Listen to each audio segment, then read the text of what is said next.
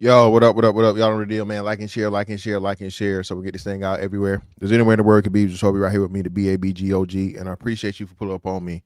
And tonight we talking about the economy. Now, everybody claim, all you do is talk shit about black women, and all you do is dick and pussy and all that sort of shit. But whenever I do these, nobody shows up for these. Because all you niggas want to hear about is black women and dick and pussy. Okay. So you can't say I didn't do it. Okay, but it's just that you niggas really don't care to hear about it. You know, the faithful few that are here. Okay, shout out to y'all. Y'all are here regardless, right? My 10-4 Tuesdays crew, my people that show up regardless. But again, as soon as you niggas see me talking about something productive, right, or something that will actually be beneficial and help you in real life, you don't want to hear it. So, but hey, I'm here, right? So, chill out, man. So, listen, bro. None of this, what I'm saying, is financial advice, by the way. Okay, this is just an interpretation of the things going on in the economy, both locally and globally, and the implications that it could have, and that a lot of economists are saying that it's projecting. Right now, first and foremost, man, the world is broke. I told you this. Okay, we did plenty of stuff about fiat currency, and pretty much this is what happened when you have a credit system and a debt system. Shout out to hate God niggas. This is why I hate God niggas. This is why the Bible talks about usury. All credit is usury. Okay. Whenever you lend something out to somebody and you charge them interest for it,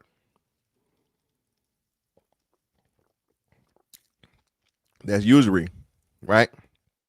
And when you don't have anything of actual value and it's assumed value, well, eventually what happens is motherfuckers make money out of thin air, and this is where the fucking snowball effect happens, and you can never recover eventually.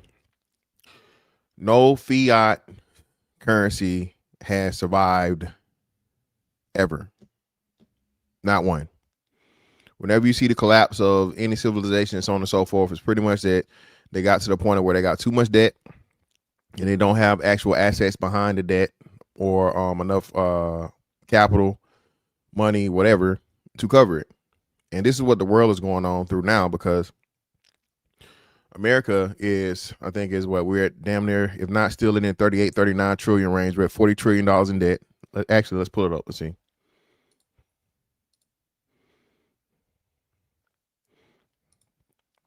U.S. debt calculator. U.S. debt calculator. The debt clock. Here we go. This ain't a cool one. Where's the cool one?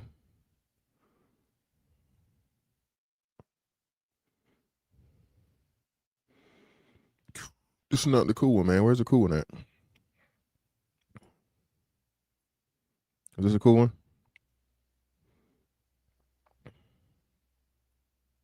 It's still not the cool one, but fuck it. But okay, here we go.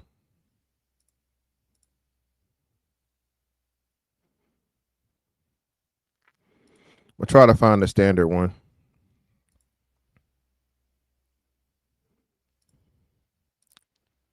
But as of today, the U.S. national debt is 39 trillion 830 million.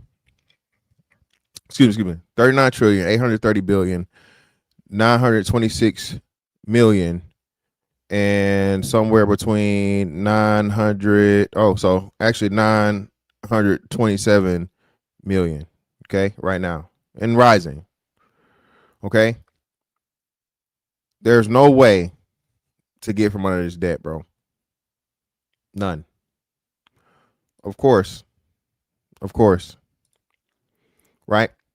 And as much as they playing around with the paper, right? And again, this is not financial advice. I will be getting any and everything gold and silver related as possible, especially mining stocks.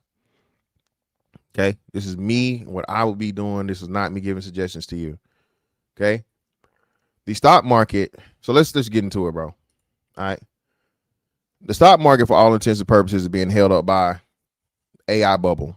Nvidia, AMD, all of these fucking AI stocks and all these different things and so on and so forth. The problem with it, though, is people are coming to find out that the AI is not generating any money. I'm gonna say this again. AI, as of now, is not generating money. It's costing money. Did you know that?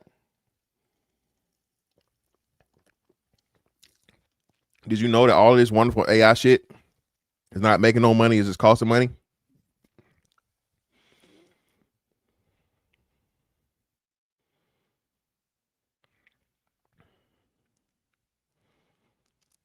Oh, we're gonna talk about that too. Right? And this was like the .com bubble back in the early 2000s. Whenever you have a lot of the fucking stock market being funneled into a certain sector, that in itself is fucking, and then it's being pumped with money from a lot of this stuff, government funding and contracts and things from a government. So the government is paying the companies, right? The reason that the companies got the money and the stock is so fucking high, but the government is broke. What is it bound to happen? There's been record losses in a lot of these stocks. Two in particular, SpaceX.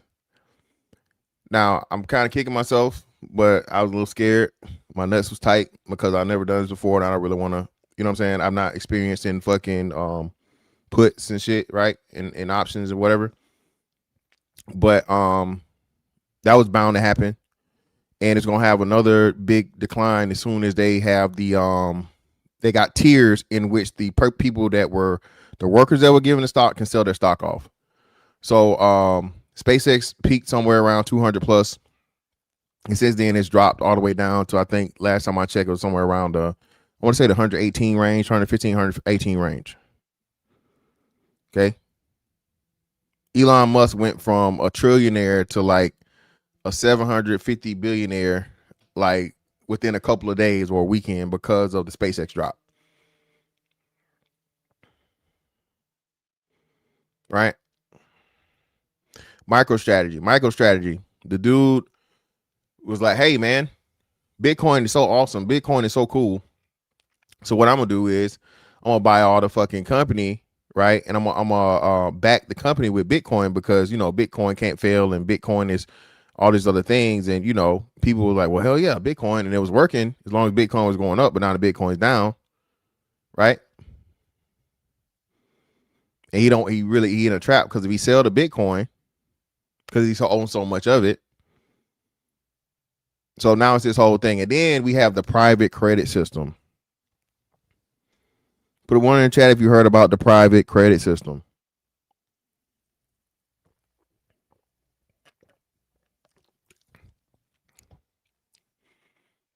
So basically, these banks did the same shit they did before. They just switched the game. They just switched the capital. They just switched the way that they was doing it. Instead of doing it through subprime lending, through houses and property, now they're making bad business loans to these fucking businesses, private credit. And the shit done got so bad as to where people was like, hey, and mind you, listen, bro, please look at your 401k. I'm jumping all over the place because a lot of stuff I want to talk about, right? But a lot of things that we were told, bro, are complete and total fucking ripoffs. Especially understanding now that the dollar's been devalued by, I want to say, since the 60s or 70s, your dollar's been devalued by, I think it says upwards like 80%, right? This is why a house costs $400,000 versus $40,000 60 years ago versus $5,000, you know what I'm saying, 80 years ago or whatever, right? So you've lost value of your dollar. This is why the fucking price of everything is going up. And then you can't raise the fucking minimum wage or whatever. And they're telling you there's a job shortage, but the companies can't afford to hire people because people don't stop buying shit. And the Iran war done fucked shit off and really started the breakdown process a little faster, accelerated it, because now the whole world depends on oil. And oil isn't just gas. Oil is into everything from food to fertilizer to make food to it's about to be winter. So in the winter months, it's gonna be natural gas, not just, you know what I'm saying, for oil and natural gas. A lot of different things, man. Japan being a big proponent of it because they got to have all of their fucking oil imported. So all this shit going on, bro, is almost a perfect storm for the accelerated collapse of the global economy. Global.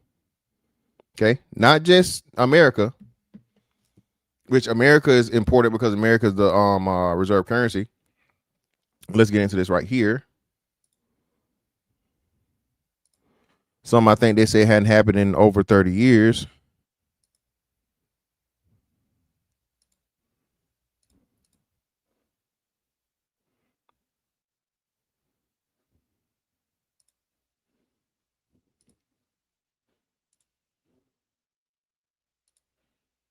the U.S., but very important. Stable yen is not only important for the U.S., but very important for the entire region because if the yen were to weaken substantially, then the other currencies would follow it. Understand that they are making serious efforts to stem the substantial undervaluation in their currency. We believe that they are going to continue to put the right policies in place that will lead the yen to get back to more of a normal equilibrium price. Now, what they're not telling you is, I want to say Japan is 200% over their debt to GDP ratio. Let me verify right here.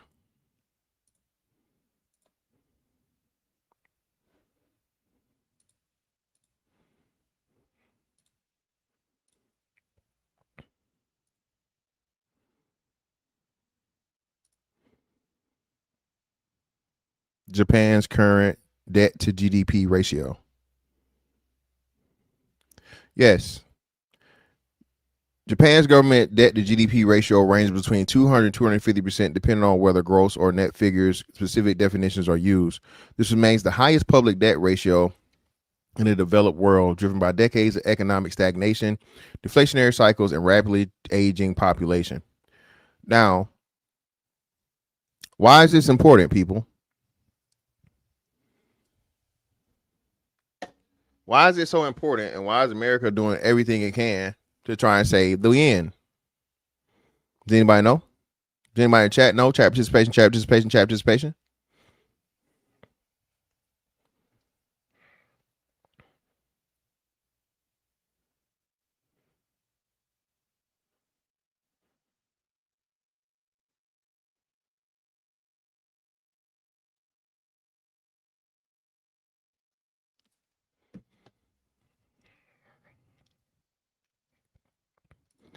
And there it goes. They are the largest buyers of U.S. Treasuries.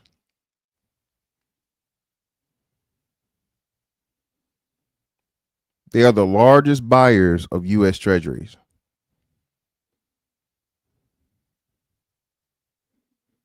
Okay.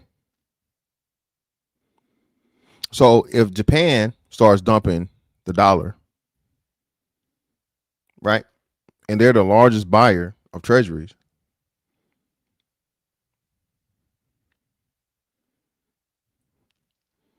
and what America did was they started selling euros so they could motherfucking support the yen. And they had, I think, New York, what was the bank in New York? I think the bank in New York stepped in to actually help support it also. No, Japan, not China. Japan. China doesn't buy, what's the name? Japan's the largest buyer. What China been fucking dumping treasuries for years now.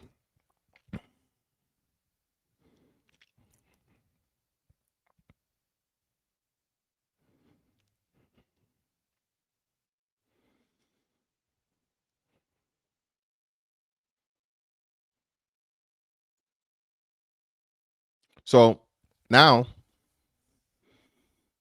the largest buyers of the treasuries, their fucking economy's tanking to the point where like, hey man, we gotta get up out of these dollars so we can motherfucking save the yen.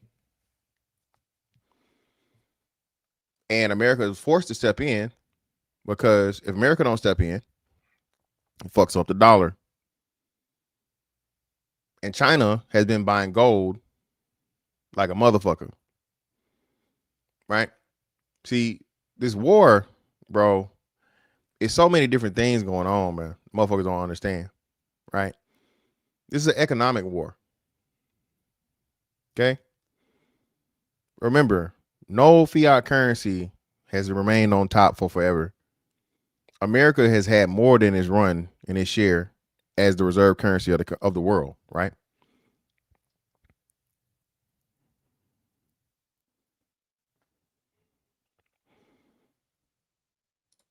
Shout out to Ancient Man. Appreciate you, brother, for the 10.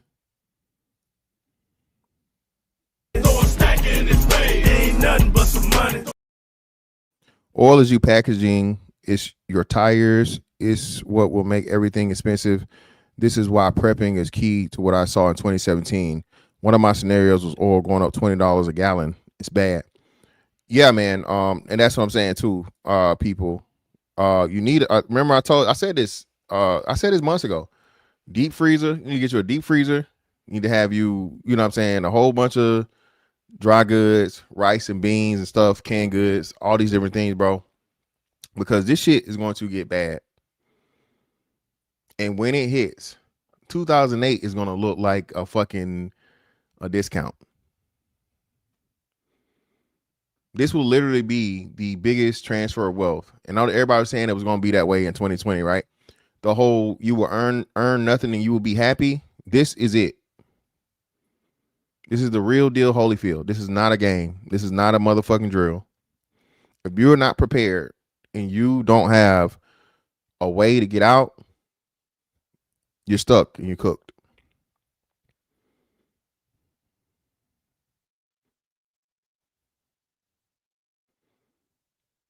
You're stuck and you're cooked. Well, it's not just Trump, right? So I will say this. Trump definitely fucked up. Okay. And shout out to Iran. Because Iran has pretty much, and this is another thing. Did you know this? I just heard this a couple days ago. Didn't know this.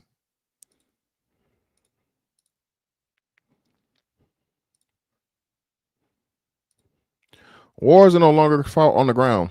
So this right here is bad. This is major. U.S. has used nearly all of its stockpile of long-range missiles in Iran war, sources say. Remember I told y'all how Biden was supposed to be motherfucking getting us up out of there, how Biden was point shaving? When did it start, y'all? In a major way.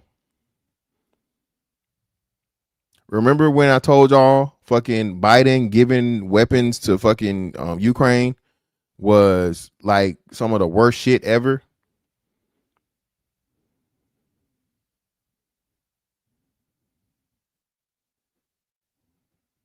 The interceptor shit don't even matter, bro. And that's another thing too.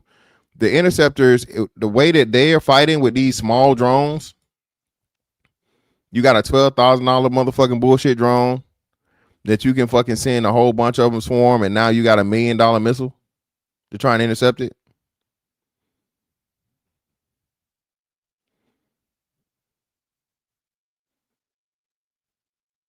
Yeah, that's what I'm saying. That it was going to happen, but Trump is this is going to be on Trump's back because of the whole Iran shit.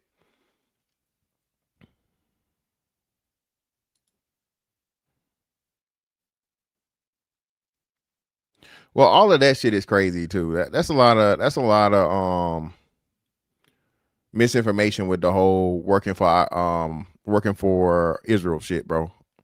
That's going a bit far. What are you saying? Iran Contra started in 1985, bro. What are you saying though?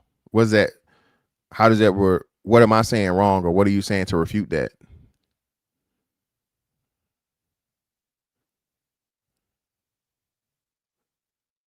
I understand that, but still, the timing of this and the way that Trump thought it was going to play, to where now is not working that way, and the whole world is suffering for it. So I'm confused as to what you mean. Strike missiles. The sources said Reuters was first to report that the U.S. has virtually all of its long-range precision missiles during Operation Epic Fury. CBS News has previously reported that the U.S. was dwindling stockpiles of defensive interceptors and long-range missiles, which has become a pressure point within the administration. And the U.S. cannot sustain the rate at which it depends precious munitions early in the war with Iran. Now, the biggest problem with this is it takes fucking months, if not years, to create a fucking long-range missile. You can't just make one of these motherfuckers overnight, bro.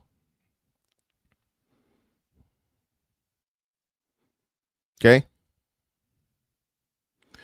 Shout out to Dollar Wheel in the building. When the yen was declining, Japan dropped their interest rate to zero. The world borrowed yen at 0% and purchased U.S. stocks. Now the yen is rising. The loan must be repaid. U.S. stocks will fall. Yeah, guaranteed.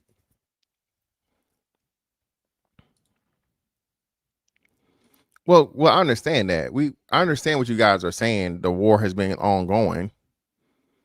Yeah, but we're saying now the fever pitch or the fucking crescendo is here now. The crescendo is here now. I understand you guys saying it was that's what he's talking about 85 and 79, all these different things. Cool, fine. You know, a long overdue Cold War or whatever. Cool, fine. I got you. But right now,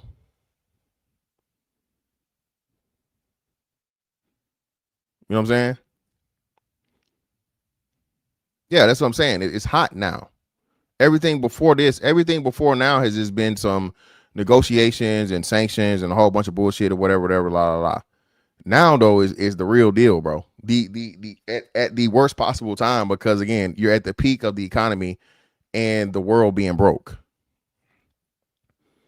And remember, when you destroy those oil refineries and those oil the wells and shit, right?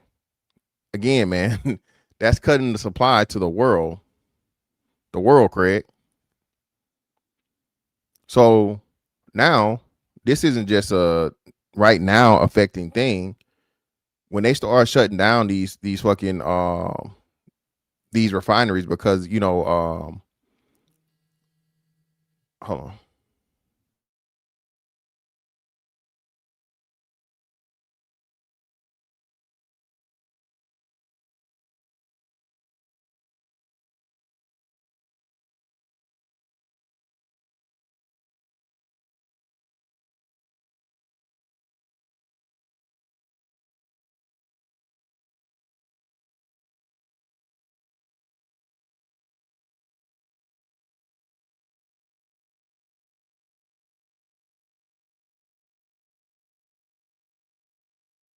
Take off record.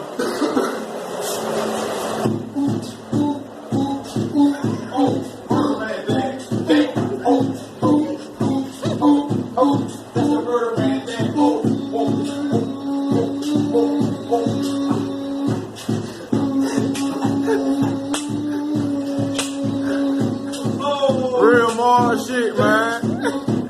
That's why more bodies, man. Done more bodies right now, man. That real more shit, man. G up in the building,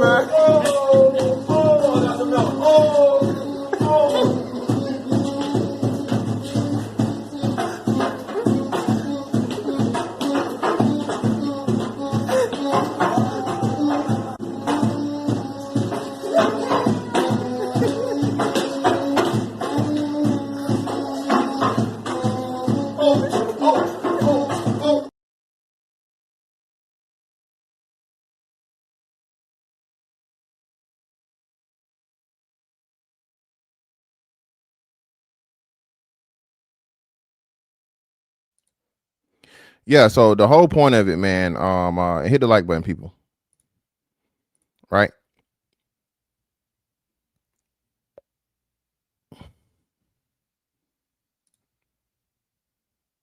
No, I don't think that. Yeah, Ephesians 6:12 for sure. So no. So the problem is, right? It's a lot of fucking worse scenario shit happening at the same time. The world is broke. We were already down with wheat production and things that was fucked up with Russia and Ukraine, right?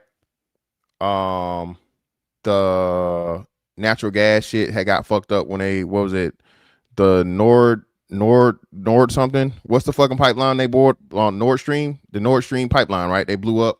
Remember how it miraculously or mysteriously got blew up way back when the Ukraine Russia shit started?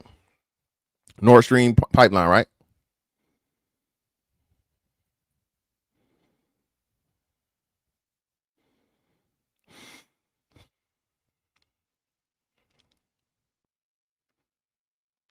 Yeah, all the shit, all that's gonna go up. Natural gas, fertilizer, food, all that stuff. Yeah, I don't know what you're talking about right there, brother. That has nothing to do with anything.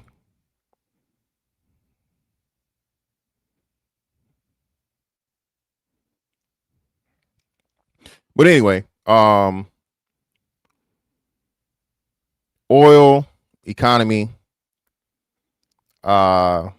all these different things that's going on right now. Yeah, Nord Stream. Okay, just make sure. Cool.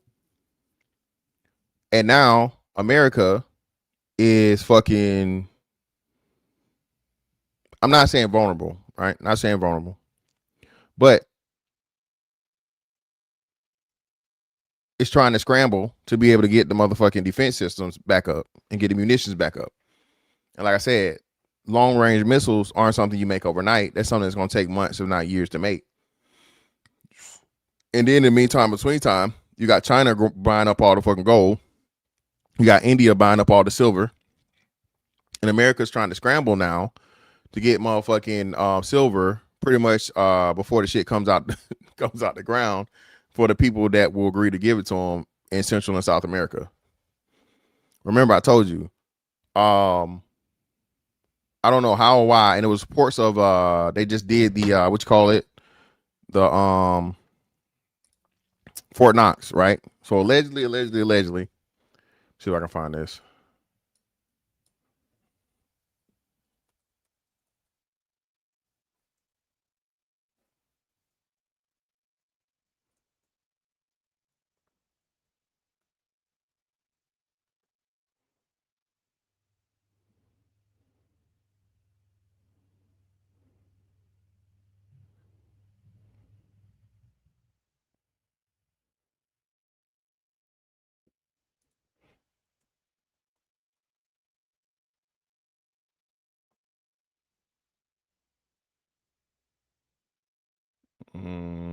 Let's see.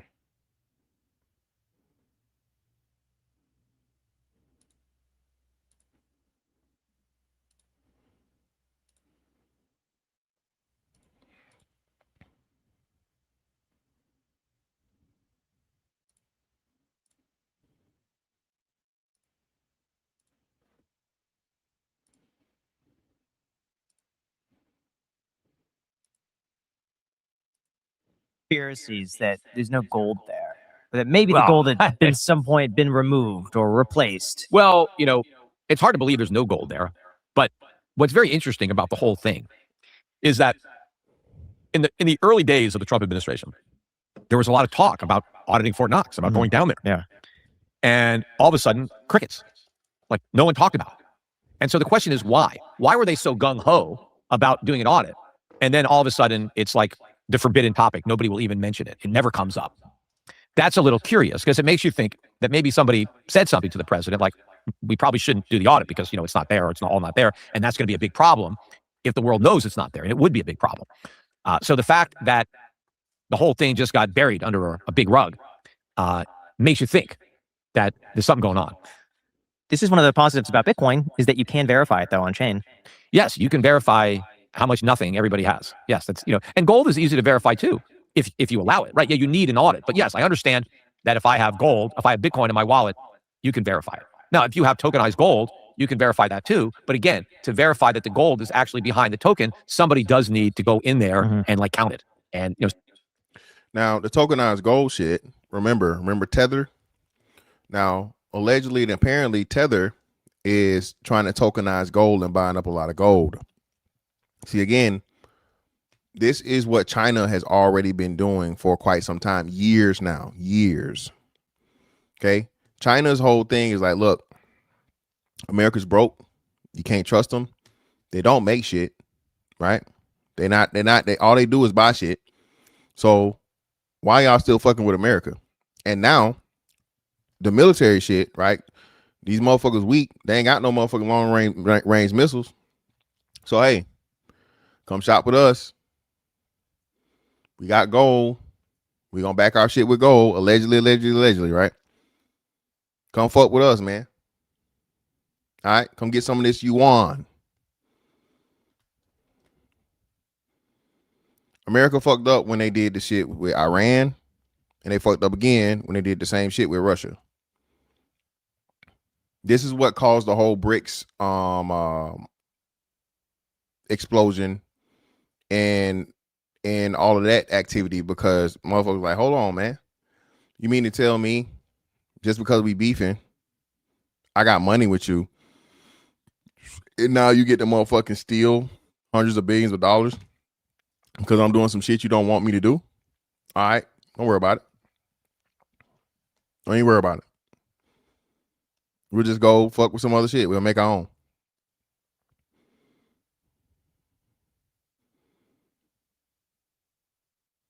And we got countries that are proposing, right, gold-backed fucking currency again, to where it's actually something behind the money, not just we can motherfucking bully and take what the fuck we want to, for the first time in forever. That's extremely, extremely problematic. Somebody reputable. So yeah, that is one of the things that is good about Bitcoin and interesting about it, is that you could verify it. But I said, look, you're verifying how much nothing I have. So what, when people say, oh, look how easy it is to transport Bitcoin. Yeah, because you're transporting nothing. It's not hard to transport. In fact, Bitcoin doesn't actually get transported. Bitcoin doesn't go anywhere. One wallet has it and now another. It's not like the Bitcoin goes from my wallet to here. The Bitcoin doesn't go anywhere. It's just, we just change the wallet address that's assigned to that Bitcoin. But if you're dealing in nothing, then yes, it's easy to transport it. Gold is real. It has substance. And so, yes, you do have to transport it. But the beauty of tokenized gold is there. I don't have to move the gold. See, most people, when you're using gold as money, as opposed to using gold, in industry, you don't actually need the gold. You just need to own the gold, and you need to be able to transfer that ownership to whoever you're doing business with. And so when you tokenize gold, that improves gold as a medium of exchange. It makes it even better than it was in the past, because I don't have to give you my gold. I just have to give you the proof that I own the gold. And the minute I give it to you, now you own that gold. Now, if you actually need the gold for some reason, you could get it. If you decide to become a jeweler and you want some gold, you could actually go get your gold. But if you don't need the gold, you can use the gold to buy something that you do need. And the person who's selling you that will take your gold. But what do you think about your son buying Bitcoin, though? But he's not buying it anymore. I mean, he bought some years ago, but he's completely lost interest in Bitcoin. How did that affect your relationship with him? Because I saw you called him brainwashed he was for buying Bitcoin. He was brainwashed. I mean, look, all the young kids, I get into these debates. I had another one just yesterday, I think, with Anthony Scaramucci. And they always like to say, look, it's the young kids, yes, all the old people in our generation, we're buying gold. But, it's the young generation, the kids who are buying Bitcoin. And I'm like, yeah, exactly. But I'm not going to take my investment advice from a bunch of kids. kids make mistakes. They're new, they're young, they don't have the experience, they don't have the wisdom, and they're making a lot of mistakes buying Bitcoin. Now, when a lot of the 20-somethings, grow up and they're my age, they'll know better. And one of the reasons they'll know better is they'll remember how much money they lost with Bitcoin. And the best time to lose money is when you're young. Did your son make or lose money on Bitcoin? He made money, but he's pretty much sold the Bitcoin that he had. But he did make money in it, yeah. Would you rather have 1 Bitcoin right now or 1 ounce of gold, but 100% you had to hold on to both for 5 years? Oh, well, obviously, if I had to hold on to them both for 5 years, I think the ounce of gold will be worth more. But obviously, if I could sell right now, I would take the Bitcoin. I would immediately sell it. But maybe if you gave me that Bitcoin, I could find a way to hedge it somehow. I could short something or get some kind of derivative instrument. Because yes, there is a high market price right now. Bitcoin is 6,000, and gold's only 5,000. But Bitcoin is going to continue to lose value relative to gold. Eventually, it won't have any value whatsoever. But I no longer think Bitcoin is going to zero anytime soon. I get that there's enough people in the cult now that will buy it and will ascribe some value to it. But let's say Bitcoin just falls to $1,000, which I think is still a lot of money for nothing. But if Bitcoin falls to $1,000, it's certainly a long way from zero. But if you bought it at $100,000, that's not going to be much of a consolation. Well, it's not zero. Yeah, man. Listen, listen, man. The whole Bitcoin shit, and like I said, we'll use this to segue into the whole strategy thing. And the old people, I guess, having a last laugh because Bitcoin ever get into the millions of whatever the shit they was talking about, it's grim now. Okay, extremely grim, because in essence, all Bitcoin is fucking digital fiat. Again, there's nothing behind it.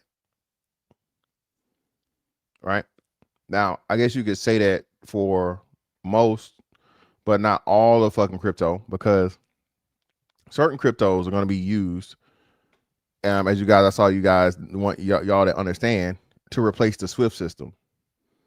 The SWIFT system is another thing that's fucking everything up because it's too slow, it's too costly.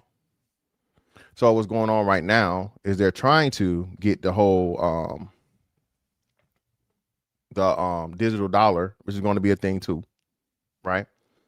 Trying to get all the rails put in place to get over from the SWIFT system to the new fucking digital blockchain system. And we all know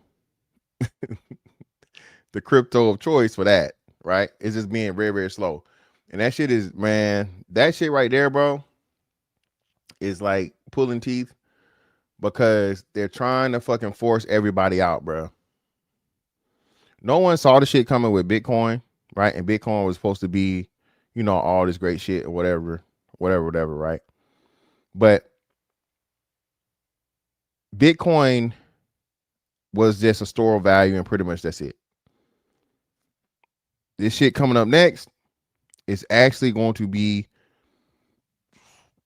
a utility, right? So that within itself is going to be the fucking value. Okay. Yeah, man. Listen, let me get y'all super chats. Shout out to Ancient Man. My bad. Shout out to Aaron, to Lucas. Appreciate you, brother, for the 2. Oil is used to make every plastic. Shout out to Ancient Man again for another 5. The SWIFT system will Swiss cheese the dollar. It's bad. Well, it's already doing that, bro. Ain't nothing but some money.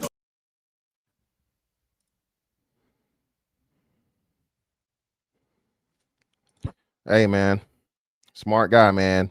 You know what I mean? Take your profits, people. That's all I'm going to say. Take your profits. Okay, but you lost 99% of your money. I mean, even if you lost the last 1% at that point, it wouldn't be that big a deal. So I think for all practical purposes, for most people who own Bitcoin, it may as well be going to zero. They're going to lose almost all of their money. What is your son investing in now? I heard he's getting big into AI. That's it, right? He's not investing in anything. I guess he's just investing in his career or trying to work. But yeah, he's very much into AI. And, he was into gold. He was into gold and silver before he got into Bitcoin. And so he lost interest in gold and silver when he discovered Bitcoin. And then he lost interest in Bitcoin when he got into AI. Because he kind of thinks that, look, AI is going to lead to such massive efficiencies in production that prices are going to collapse because everything is going to be virtually free. So he doesn't think there's any reason to have an inflation hedge because everything's going to be so cheap in the future. Do you agree with him, or what do you think? Well, I do agree that in the future, things will be a lot cheaper and a lot more abundant. He just thinks the future is years away, like 1, 2, 3 years away. I don't think that it's going to happen that quickly. Even though what's happening with AI and the technology is certainly evolving very quickly and it's getting a lot better very fast, I don't see that it's able to translate into that kind of productivity in that short a period of time. I think it's just going to take more like decades, not years. And but I think there will be some benefits in the near term, just not to the degree that he seems to believe. And really quick, I gotta say, something that Jack and I have been trying to do a lot more lately is just to remove the annoyances that quietly waste time and energy, because those things add up fast. The thing is, we're always on the go, we're always trying to get to the next thing, so having a cleaner setup and a little more control in your day really goes a long way, and that is exactly why we absolutely love MagBack. The MagBack Elite case is so much more than just a case. It has the finger loop for a secure grip, side grips that feel great, a pinky pillow for comfort, and a built-in kickstand when you need it. That is all built to make everyday use way better. And it also just comes with a screen protector, so that's one less thing that you have to worry about. Then they also have their MagBack 3. Okay, y'all, that's done. All right, cool. All right, now speaking of fucking Bitcoin, this guy right here, okay, done fucked up. Okay, this guy right here, done fucked up big.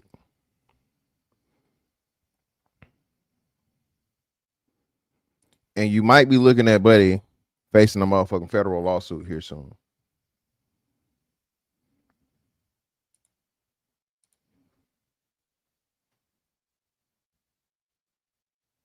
$1.28 billion of its own stock in July. It bought 0 Bitcoin, not one. Strategy sold $1.28 billion of its own stock in July. It bought 0 Bitcoin, not one Satoshi. The largest corporate holder of Bitcoin. Shot a $500 fine. Wait till they stop making your vehicle size tire. Well, not just that, bro. So listen, everything is going to this fucking remember I told you, remember when I reported on my last 10 for Tuesday, I think it was, bro, everything is going to be on a subscription service, dog. The Mandela effect and all the shit we're talking about, to where everything's going to be digital. So, bro, do you know the value of a CD or DVD or what this shit is going to be later on? People, get real copies of shit. 1984 did not lie.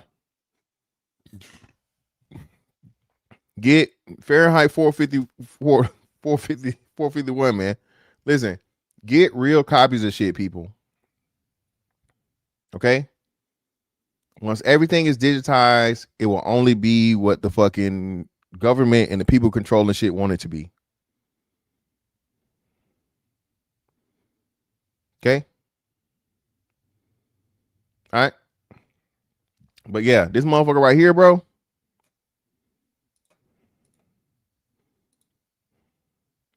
Yo, what up? On the planet spent the month raising money from shareholders and putting none of it into the asset the entire company exists to hold. There is a glossary entry on strategy.com dated July 23rd that explains how the company can call that a good quarter. I'll show it to you. It runs 2 sentences. Look at the market table. June 29, nothing. Week of July 6, 4,818,781 shares of MSTR, or $466.7 million. Week of July 3. Come on, that's what I said. He's in a trap, bro. He can't do anything. He can't do shit because the fucking company is so fucking. He has so much Bitcoin in the company that if he fucking sells Bitcoin, he crashes Bitcoin, and that in turn motherfucking crashes the stock.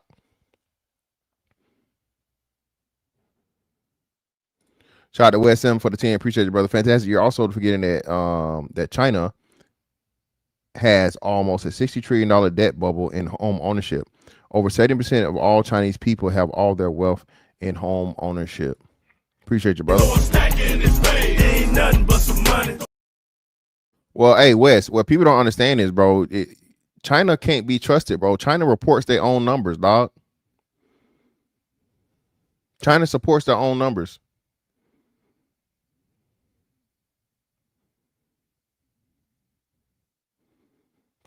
China reports their own numbers. All the economy shit, which none of that shit can be trusted, bro. They people on the inside of China was reporting to where they was doing all of this construction. They were doing all of these fucking skyscrapers and all these buildings and shit, right? What do you call it? Fuck. What's the name? Real estate. Why can't I think of the term right now? Not fucking personal, but like the industrial real estate. What's the word I'm looking for, y'all? Yeah, go cities. All that shit got to be torn down, bro. They ain't got nothing to put in it. Commercial real estate. Appreciate you, bro. That's what I said, big boy. Yeah, commercial real estate.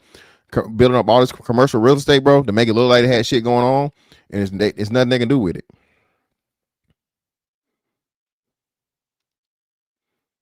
Yeah, all of them books, man. All of those books.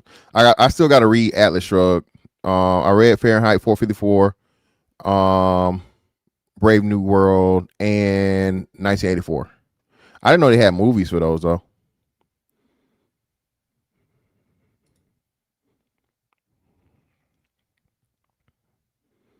Well, yeah, that's what I'm saying, bro. That's like, listen, that's motherfuckers, but you know, everybody want to be a communist and suck China's dick. So, you know. 13, 2,732,318 shares, or $263.5 million. Week of July 20, 5.4 million shares and $544.5 million. Through all 4 of those weeks, the Bitcoin position never moved. 843,775 coins. That is 4.02% of every Bitcoin that will ever exist, sitting completely still while the company sold stock every single week. $975 million is now authorized to buy back Strategy's own preferred stock, and 288,930 shares of that are already repurchased at $86.53. The USD reserve climbed from $3 billion to $3.75 billion in 2 weeks. And on July 23rd, 8 days before I record this, the company changed the definition of the number investors use to judge all of it. On June 29, Strategy put its rule in writing. It would sell Bitcoin whenever management determined that it was more advantageous than issuing Class A common stock. It sold Bitcoin at a 20% loss that same week. 3 weeks later, it was issuing common stock every week. That glossary entry says this. Prior to July 23rd, 2026, the company's use of the term MNAV referred to a different metric. So references to the company's MNAV calculated prior to that date are not compatible to the company's MNAV calculated after that date.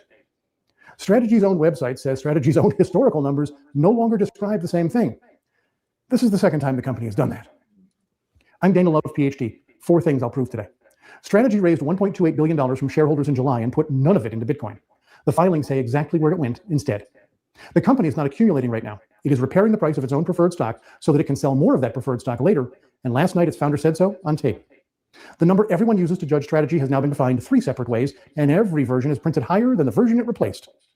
And the metric that justified this entire strategy for 6 years is falling right now by their own numbers.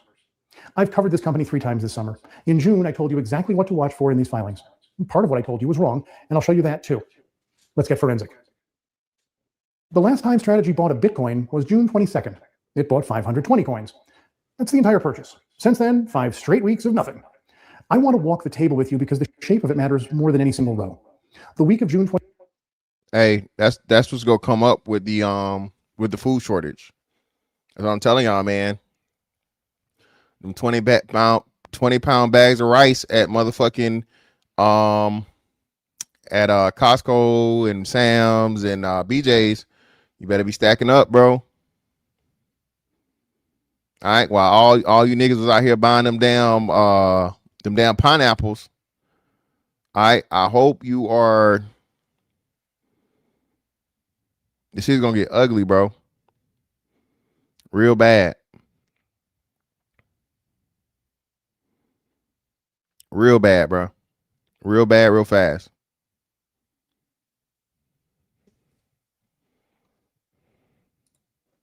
Through July 5, Strategy sold nothing at all. No common stock, no preferred, no Bitcoin. Completely dark. That was the week right after it sold 3,588 coins at roughly 20% below its own average cost to cover preferred dividends.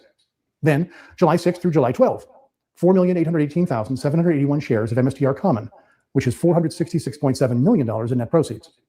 July 13 through July 19, 2,732,318 shares, $263.5 million. July 20 through July 26, 5,429,160 shares worth $544.5 million. A machine that had gone completely dark it came back on, and it ran at roughly $500 million a week. And the Bitcoin holdings across every one of those weeks, 843,775, 843,775, 843,775. Flat as a table. Now, Strategy has an answer to this, and it's a fair one, so let's hear it from the man who gave it. Phong Le is Strategy's president and chief executive officer, and this is him on last night's earnings call. We continue to be net buyers of Bitcoin and net issuers of Stretch. We want to be the largest buyer of Bitcoin in the world and the biggest issuer of digital credit in the world. And year to date, 2026, we have proven to be just that. We bought 174,895 Bitcoin year to date 2026. We sold 3,620 Bitcoin during that same period of time.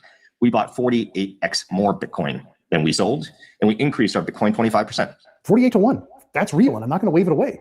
Year to date, Strategy is the largest corporate buyer of Bitcoin in the world by a wide margin, exactly as he says. But hold his window next to mine. His number covers the first 6 months. Mine covers the last 5 weeks. And in the last 5 weeks, the ratio is not 48-1. It is 0 to 0, with $1.28 billion raised in between. Now, both of these are true. Only one of them tells you what the company is doing right now. If you watched my video on the June filings, you know why this combination is strange. Strategy wrote its own rule down on June 29th. It would sell Bitcoin when management determined that it was more advantageous than issuing Class A common stock. And by that rule, in that week, selling coins at a 20% loss was the better option. 3 weeks later, issuing common stock is the better option. Every week, at scale. The stock did not rescue itself in between. MSTR traded at $94.64 on July 11. It is $90.45 as I record. It went down. So the rule did not flip because the price got better. Something else moved. 2 places to look. Neither one is on a blockchain. If this kind of filing work is useful to you, please subscribe. Look at what they bought with it. 288,000. So that's that shit. All right. Now,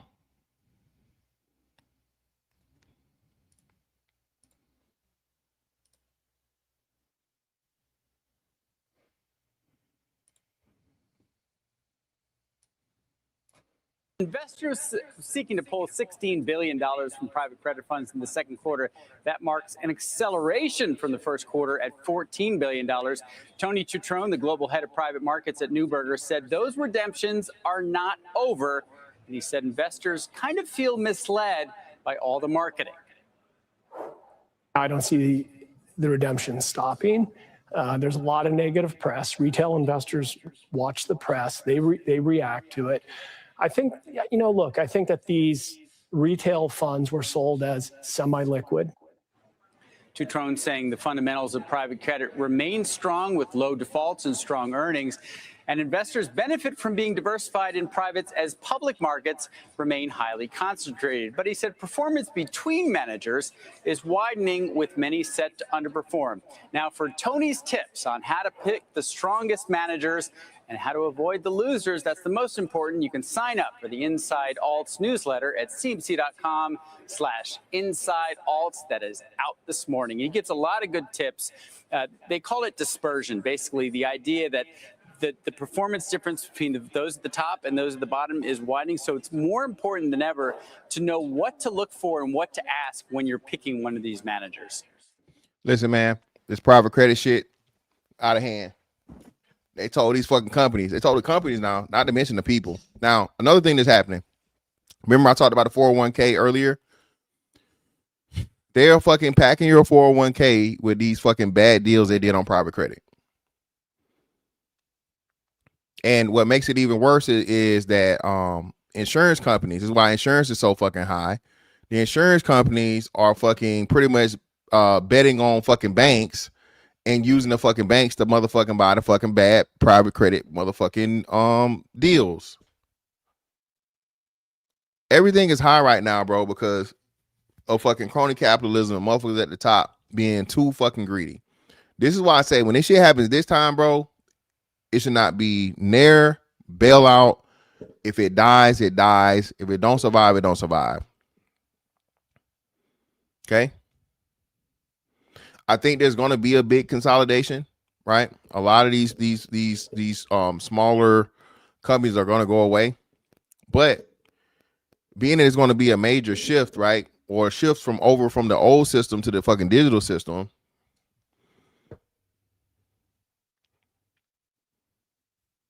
Too late.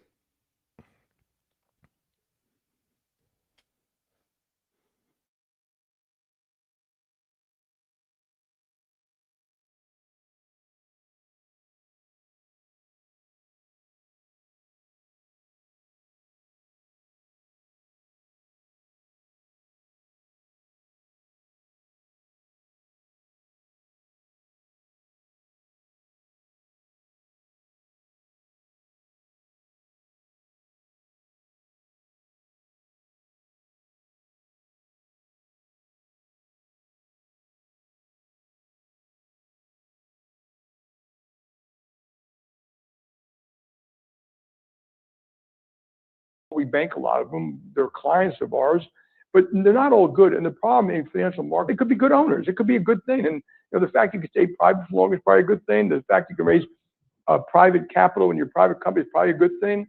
The fact that you can get, so that's all good.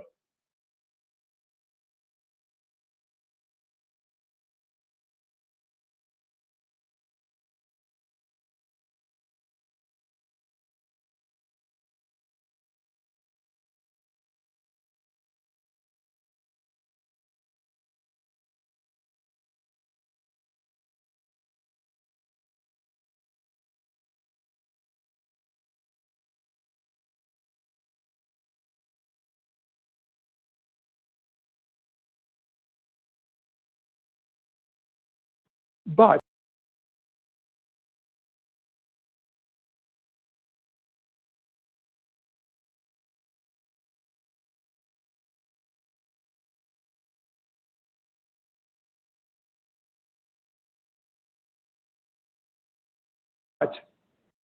not all the people doing it are good.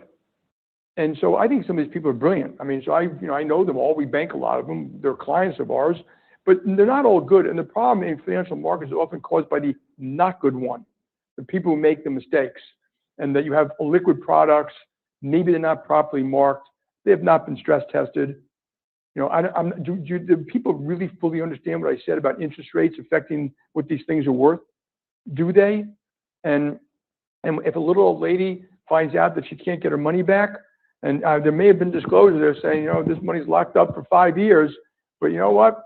Retail clients tend to circle the block and call their senators and congressmen, and there could be hell to pay.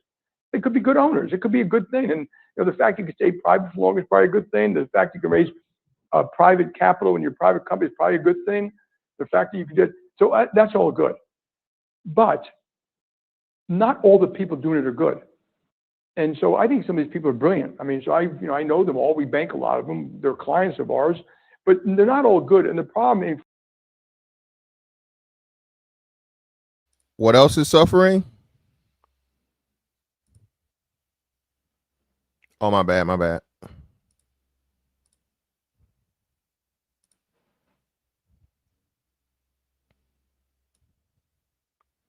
What else is suffering? The car market. Bro, don't buy no motherfucking car, bro. Do not buy a car right now, especially a new car. You'll be a motherfucking fool, bro. Do not buy a motherfucking new car right now. 401k is cooked, bro. Yeah, listen. 401k is fucking cooked. The whole that shit right there is another one of the worst finesses they ever did. Especially understanding now that shit. What are they saying? By the next 10, 20 years, Social Security is done, and the value of the dollar just keeps going down more and more and more. 400k is not gonna be 401k ain't gonna be shit, bro. Nothing. Yeah, don't buy a house now either. Now is not the time to buy a house. I forget where I was. We were having this conversation. And people are, oh man, well, anytime's a good time to buy a house. But no, the fuck it's not. No, the hell it's not. Now it's not. Now is the worst fucking time to buy a house. If your ass renting or you roommating or whatever the fuck you can do right now, bro, do not buy no motherfucking house, bro. Because when this shit drops, and it will drop, bro. All right. And I told people, if I were you, okay, this is not financial advice, and you have equity in your home, I would definitely motherfucking get that shit out as soon as possible, bro. If you sitting on equity in your fucking house right now, right? And to say, of course, save your interest rate, get you a HELOC, do something, bro. Because when this shit hit, bro, it's gonna hit. I don't think it's right around the corner. I don't think it's whatever, but when this shit falls, bro, this shit is going to be unprecedented, man. Nobody's gonna be doing nothing. It's gonna be really bad.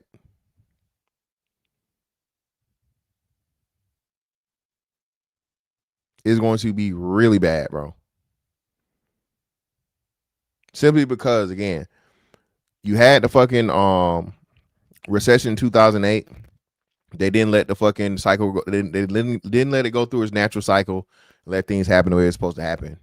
They did QE, run it up, right? And then the same shit happened again in 2020. So instead of fucking at least in 2020 letting the shit happen, right? Same shit, print more money, give out more money, and now we're here.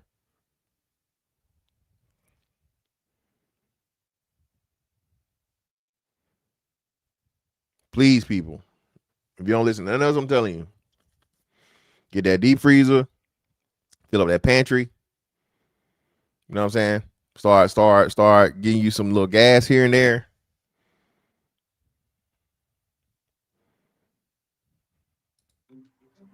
In 2026, the auto industry in the US is expected to sell about 1.5 million fewer units than it did when the industry hit record sales about a decade ago. According to some, this isn't a temporary slump. It's the beginning of a structural decline. Annual US car sales could fall to 13.7 million units by 2040. Demographics, technology, and changing behavior all point to a permanent shift. It is the perfect storm, isn't it? It starts with population declines. You're no longer a growth industry. You're a declining industry at a time when the technology is disrupting everything.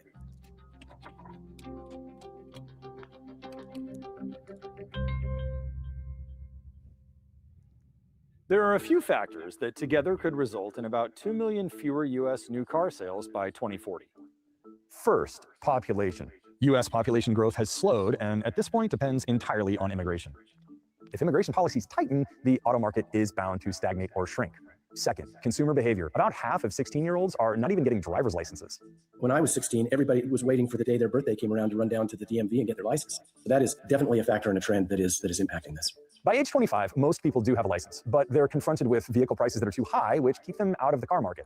For Sam Fiorani of Auto Forecast Solutions, the primary threat to vehicle volumes is price. We're still seeing groups of young people who enjoy driving and want a new car, but fewer can afford it. You need the younger people, the less wealthy people of us to start buying new vehicles. Not necessarily by the end of the year, but definitely with the oil and all the things that are happening, it's definitely going to be some major shit that happens by middle of next year. The whole oil crisis and the oil shortage, bro, we're not seeing the little shit we're seeing, shifts and shit we're seeing right now. It's nothing because the real effects hadn't fucking settled in yet. Months from now and like a year from now, it's gonna be inevitable.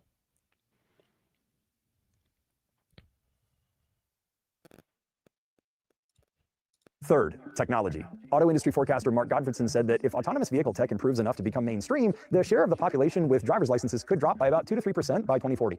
Autonomous vehicles could also stand to reduce the number of cars per driver. Historically, that has been about 1.2. We expect that, in the next 10 years or so to drop to about 1.1 vehicles per driver. Perhaps the most direct indicator is not the rate at which people buy cars, it's the rate at which they get rid of them. This is the one that people don't think about, but is actually the biggest factor in the number of new vehicles that are sold. In 2000, about 6% of all cars were deregistered in any given year. That's basically a vehicle that's no longer getting registered because it's getting scrapped or sent out of the country. And those cars needed to be replaced with new ones sooner or later. By early 2026, that fell to about 5%. Godfredson estimates it could drop to 4.4 by 2040. Old cars are lasting longer, a record 12.8 years on the road in 2025.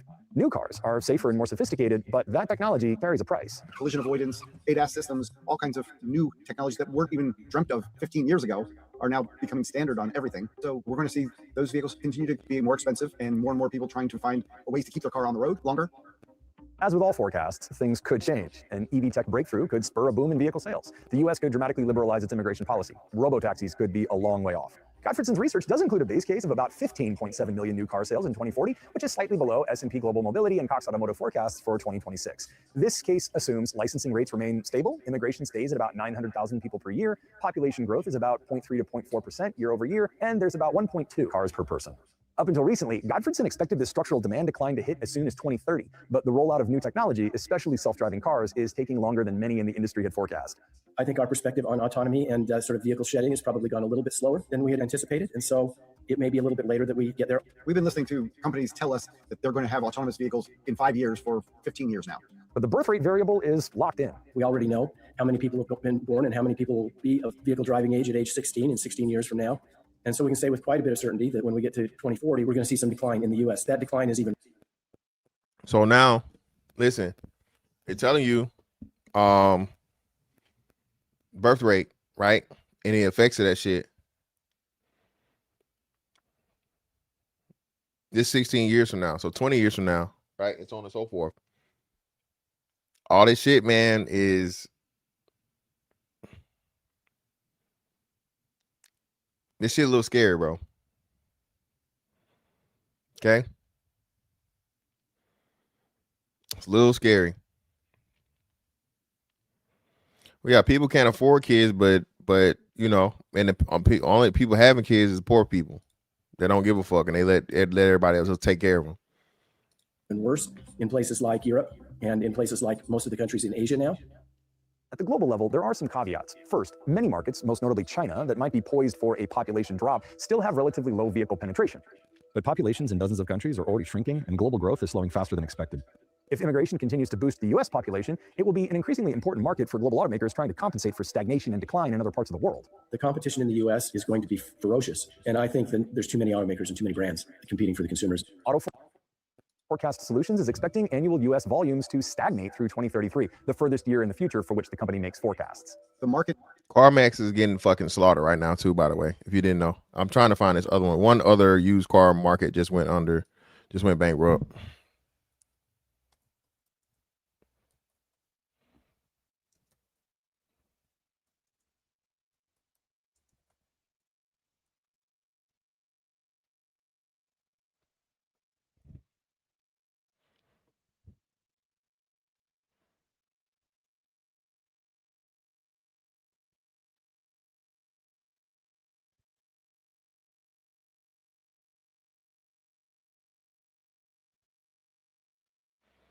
I fucking had it, bro, and I can't.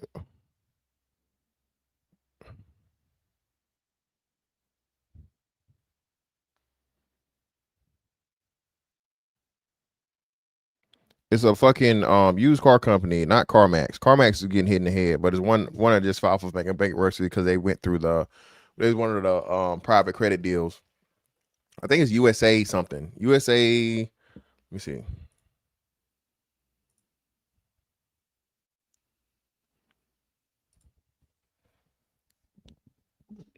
Used car company with USA in the name.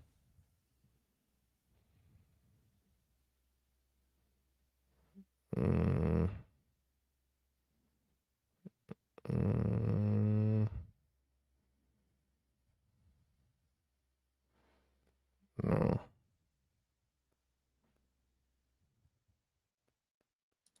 Let's see. Rosebank Road.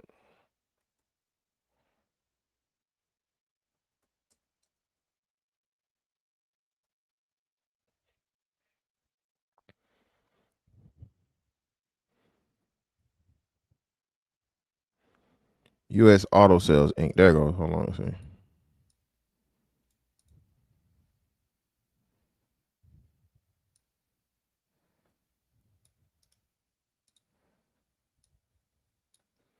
Hold on. I'll give me a little second.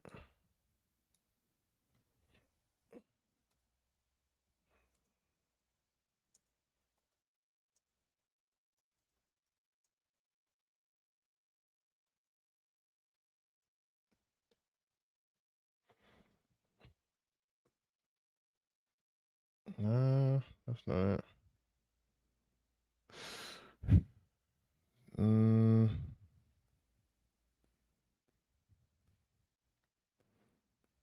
That's not it. Yeah, no, here it goes. Hold on. This is it right here.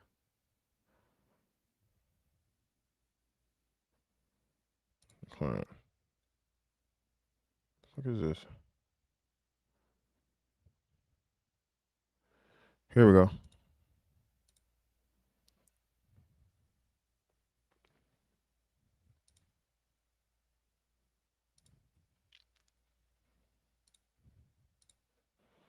Let me drop the link, man, because y'all want to come up. Oh, our computer is so fucking slow, bro. This shit pissed me off.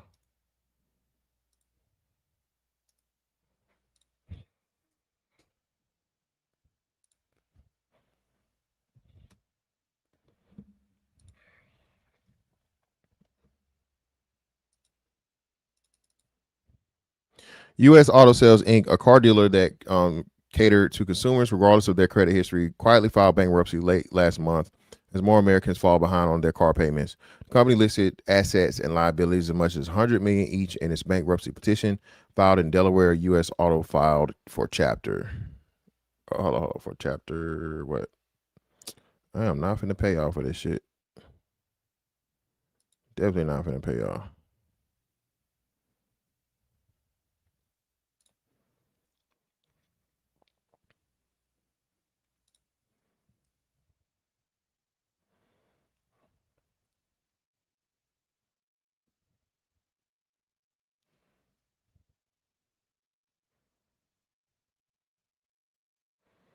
So why, if they had problems then, why the hell would they even cut them another loan, bro? This is how you know the shit was bullshit. Oh, my bad. Hold on. Big boy, appreciate you, brother. Shout out to Big Boy for the 5. We printed 40% of our money in the last 6 years of our country's existence on top of the 40 trillion in debt. A trillion of debt. Can't kick this can down the road. Yeah, no, it's over with, bro. Ain't nothing but some money.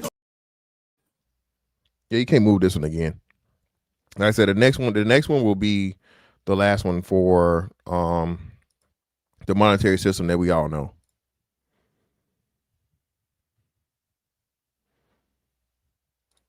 You have to put automated driver covers on your antique cars, huh? What sense does that make? How?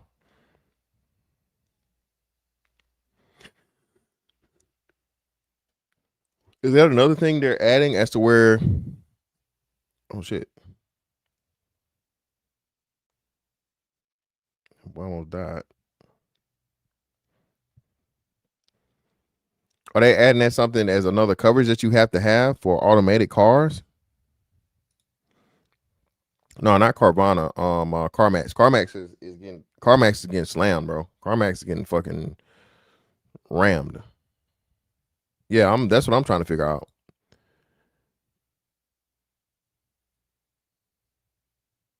That would be crazy. But then too, again, man, I don't put nothing past these. Bro, insurance is the biggest scam of all time. All the insurances, bro. Health insurance, motherfucking car insurance, phone insurance, nigga. All these insurances are big ass scams. Shit is ridiculous, bro.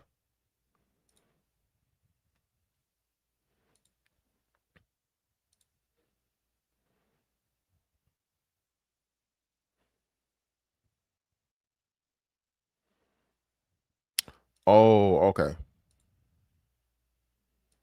Home insurance, all this shit scams, bro. Because remember, listen, was it Hawaii or was it California? Remember where they just had the fires at?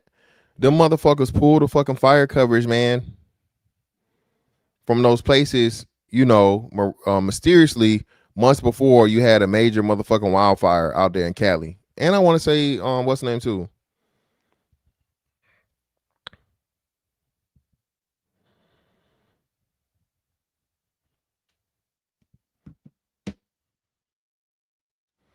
Hey, they fixing that down here in good old Florida, man. They're gophing there trying to get it out there before he get out of office. Shout out to Mayo Monkey for the 20 ball. Appreciate you, brother. Ain't nothing but some money. Keep up the good work. The more people who prepare now means less people to fight in the future. I'm telling y'all, man, please, people, please, man. If you don't listen to shit I tell you, bro, take your ass, order that motherfucking deep freezer, okay? Stack it up with some meat, okay? No pause, and start getting rice, beans, dry goods, canned goods. Start doing that shit, bro.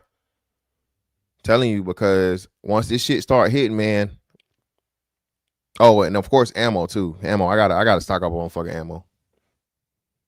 Ammo and fucking what's the name, man? Water, all that shit, dog. I'm telling you, because I'm not saying it's gonna be on some Mad Max and Thunderdome shit, but when shit gets scarce, bro, you can't put shit past people. Okay? When shit gets scarce, you can't put shit past humans, man. Motherfuckers will do anything to survive, bro. And if the price of the things are too high, you know what I'm saying, to the point of where You don't even want to be out in that shit, man. For real, for real. You don't even want to be out. Yeah, shout out to Dollar Wheel too. Yeah, start growing some shit too, man. I'm finna get me some flower pots and you know what I'm saying? Yeah, man, start growing some shit, bro. Yeah, learn water filter, learn how to filter your water, all that shit.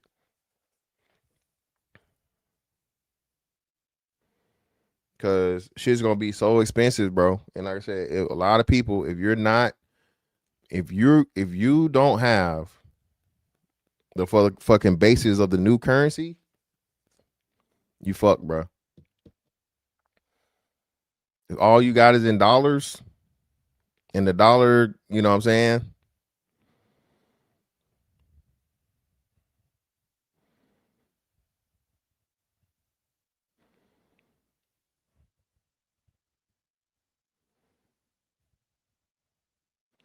Niggas talking about weed is crazy.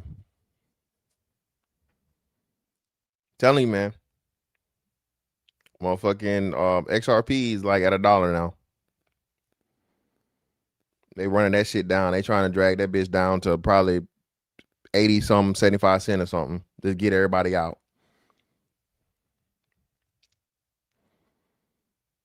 But that's gonna be the fucking rails, bro, for the new system. Look it up.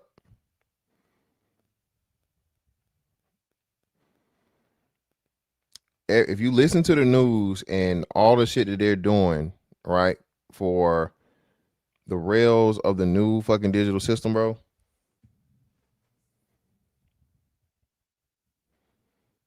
And because they done had it flat and they done had it fucking, you know what I'm saying? But if you listen to and you look at the volume and the shit, how it's getting bought, somebody's buying it. And it's definitely not the regular people right now. And if somebody's buying it, it's for a reason. If Bitcoin's not being bought and shit's not doing nothing with Bitcoin, and Bitcoin's steady going down, and then it's telling you something. But then too, like you said, precious metals. So your mining stocks for gold and silver, gold specifically, right now, be on the lookout and paying attention to those, because they got to raise gold up. And what one of the attempts of the assumed or proposed attempts to get up out of this is to fucking revalue the price of gold. Right? So if you revalue the price of gold and you have enough gold, right? Now we can just fucking pay the debt down with the gold we have.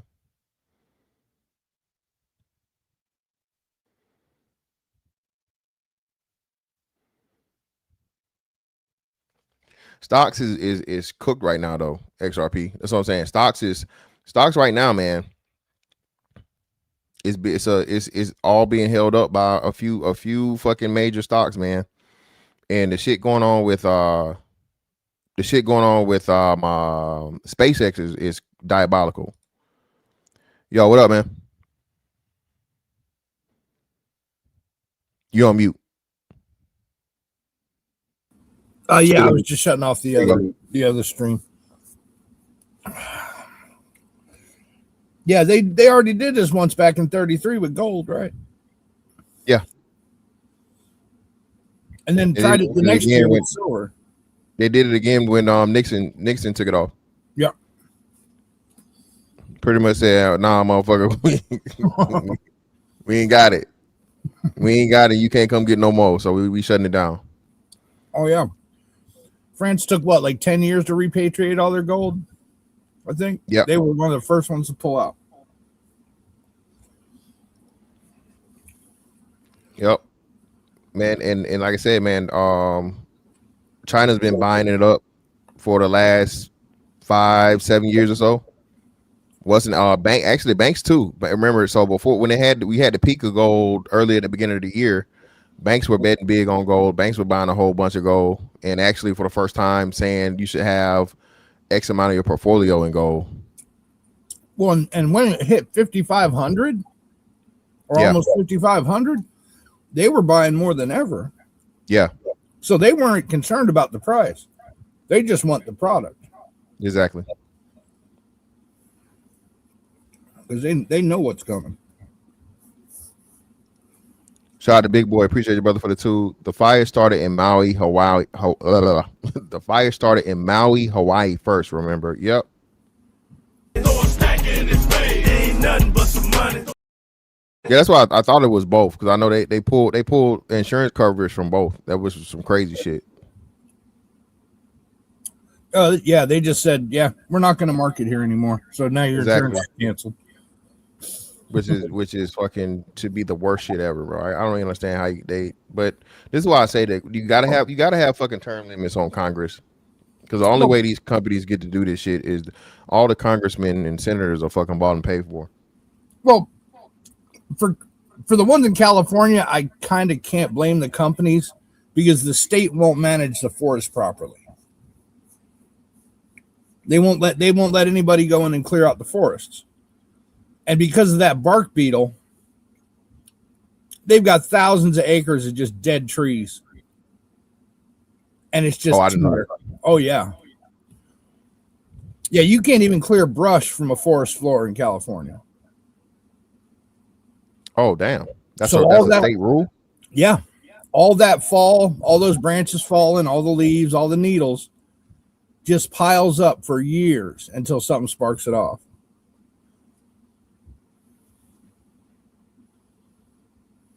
That's the problem they're having in Washington State right now, is nobody's been able to log in Washington State since they closed it down to protect the owl back in the 80s, early 90s.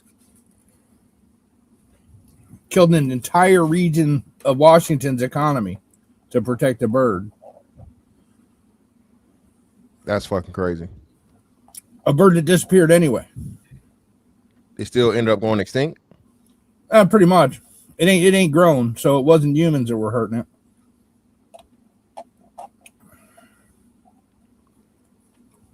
It's just mostly bad environmental policy. Well, fucking California is perfect for that shit. Oh yeah, because if you can't do controlled burns to burn off what's on the forest floor, that shit's just going to build up to real fire territory.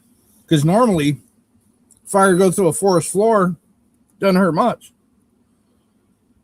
But when you got 2 or 3 feet of tinder sitting on top of the ground, that just starts climbing trees. Shout out to Detroit XRP 313. Appreciate you, brother. Nancy Pelosi has $300 million got from the stock market after she retires, but Congress is not talking about that. Of course not. Of course they're not going to talk about it. Ain't nothing but some money. And what up, Truck? What's going on? Yeah. Good evening. How are you? I can't complain, man. What's up? You back? You still in? No. Right now it's 10:26. I'm in New York, back in New York, right? And I've got jet lag, so I couldn't sleep. And I'm up here and I'm building Amazon furniture that I bought because I can't sleep. So yeah. So what are we talking about? We're talking about stocks and investments. Is that what we're talking about here? Yeah, stocks, investments, economy overall, the whole private credit collapse and all this bullshit. All the shit that's going on, bro, that's got the economy fucked up. Well, good. So let me ask this question first, so I can get my my victory lap. How you feeling about the Bitcoins now? Now again, man, hey man, you was right. You was right, bro. Again, like I said, it's and I talked about a micro strategy bullshit too. So the micro strategy finesse to where Buddy pretty much backed the whole company in that. So but I mean, if you got in, Truck, I mean, you won. But if you bought after, I'll say anything after 50,000, you cook. Well, see, here's the thing, and I kept trying to tell people this. The scary thing to me about Bitcoin was, first of all the bullshit that they were promising. I never believed in any of it. You remember they were saying, oh yeah, Bitcoin's going to be anonymous and the government has no idea who's who and all that. I never believed in any of that. Then you find out that the government itself has access to all the information. And not only that, they force you to file a 1099-K if you buy into Bitcoin. So if you try to lie about it, you're going to get audited. And they already know any transaction that gets made. They pretty much know who makes it. So all of those things can be tracked back to these people's seed phrases in their wallets. But the bottom line is, and I don't like to get stuck in all that stuff, I kept telling people, yeah, Bitcoin will go up, but the problem is, unless you keep putting money into it, it's just a Ponzi scheme. So the people who got in early can't even sell, because if they sell, they'll crash the market on themselves. So imagine you're somebody who got in very, very early, right? And you bought thousands of dollars of Bitcoin when Bitcoin was only a couple of cents. Those people may be billionaires, but they left the country, they went to Puerto Rico, they bought houses where you're not taxed, but they can't sell, because if they sell, they'll crash the market on themselves. What they're waiting for are new people to put money in so that they can cash out. But now the problem is, if you're the new money, now you have to wait because you can't cash out until you become them. So SpaceX was the same shit. Yeah, I thought about that too. Understand something. Let me just sum it up like this. All of these new IPOs, and I think you're seeing it with OpenAI too. The whole point of an IPO, taking a public company public, the whole point is that you prove that this company makes a profit. And when you take them public, what you're doing is you're saying, this is a profitable company and I want to go public and I want to make lots of money for everybody, right? What they're doing with these SPACs and IPOs is they're getting the early investors to give them money. And then when it becomes apparent that they have to launch that IPO in order to give those early investors back their money, then they do what SpaceX did. They talk up this IPO as if this is God, and they need you to pay into it. And as soon as you pay into it, shit drops. It happened with Coinbase, happened with Robinhood, happened with SpaceX. Everybody is left holding these bags, and SpaceX is not profitable. The only part of SpaceX that's profitable is Starlink, and that's it. There's no profit in space exploration. That's the reason why they never did it. So my thing is, I always push people. I was like, listen, buy oil, credit cards, buy banks, and buy dividend-paying stocks, right? But nobody wanted to hear that. Everybody's trying to get rich fast. But now they're sitting back. Now they're sitting back looking at negative balance sheets on that Bitcoin. It's just that simple. Oh, yeah, you got to get in early. To really make the big money off of stocks, you got to get in early and cheap. I mean, look at all the people who became millionaires because of Dell Computers. Oh, they yeah. were all employees that got stock as a part of their benefit package. But one thing about employees that get paid in stock, the reason why companies like to do that is because instead of paying them in cash, if you pay them in stock, it helps your bottom line because now people are looking. Oh yeah, that's what companies are buying their own stock for now. Buy their stock back. But the problem is, it doesn't make sense to buy your stock back if you're losing money as a company. It only makes sense to buy it if you're like super rich. But no, that's what MicroStrategy is doing because they ain't got no fucking choice. Like I said, they can't sell the Bitcoin, so they got to sell the stock. Yeah. No. But the problem is with MicroStrategies. See, this is the problem. What they've been trying to do is they've been trying to force cryptocurrency to be legitimate. And in order to do that, they've had to tie it with real money. So what they've been trying to do is they've been trying to get idiots to put pension funds in this shit. That's exactly what they did with MBS products, mortgage-backed securities. And that's the reason why you had that market crash in 2008. So the problem is they're trying to legitimize this shit by putting so much money into it that it becomes too big to fail. The reality is that all those cryptocurrencies that, of course, this president and his family will hawk in, all that. You remember how they talk, we're going to have a Bitcoin ledger, and you're going to have Cardano, it's going to be this and that, and they were talking about all these bullshit meme coins. The problem is some of these people believe that shit. They put their life's money into this. Like, I've been telling people for years to stay away from this shit. I tell it for years. If they had listened to me I was early on NVIDIA, I was early on Microsoft, I was early on Apple, and all of those chip makers. And one of you mentioned a minute ago about Nancy Pelosi. When I saw Nancy Pelosi fly over there to put her money into NVIDIA, I was like, yeah, I'm putting my money in NVIDIA. And it was like, nobody talked about that. All they talked about was the fact the Chinese said they were going to shoot her down. I was like, no.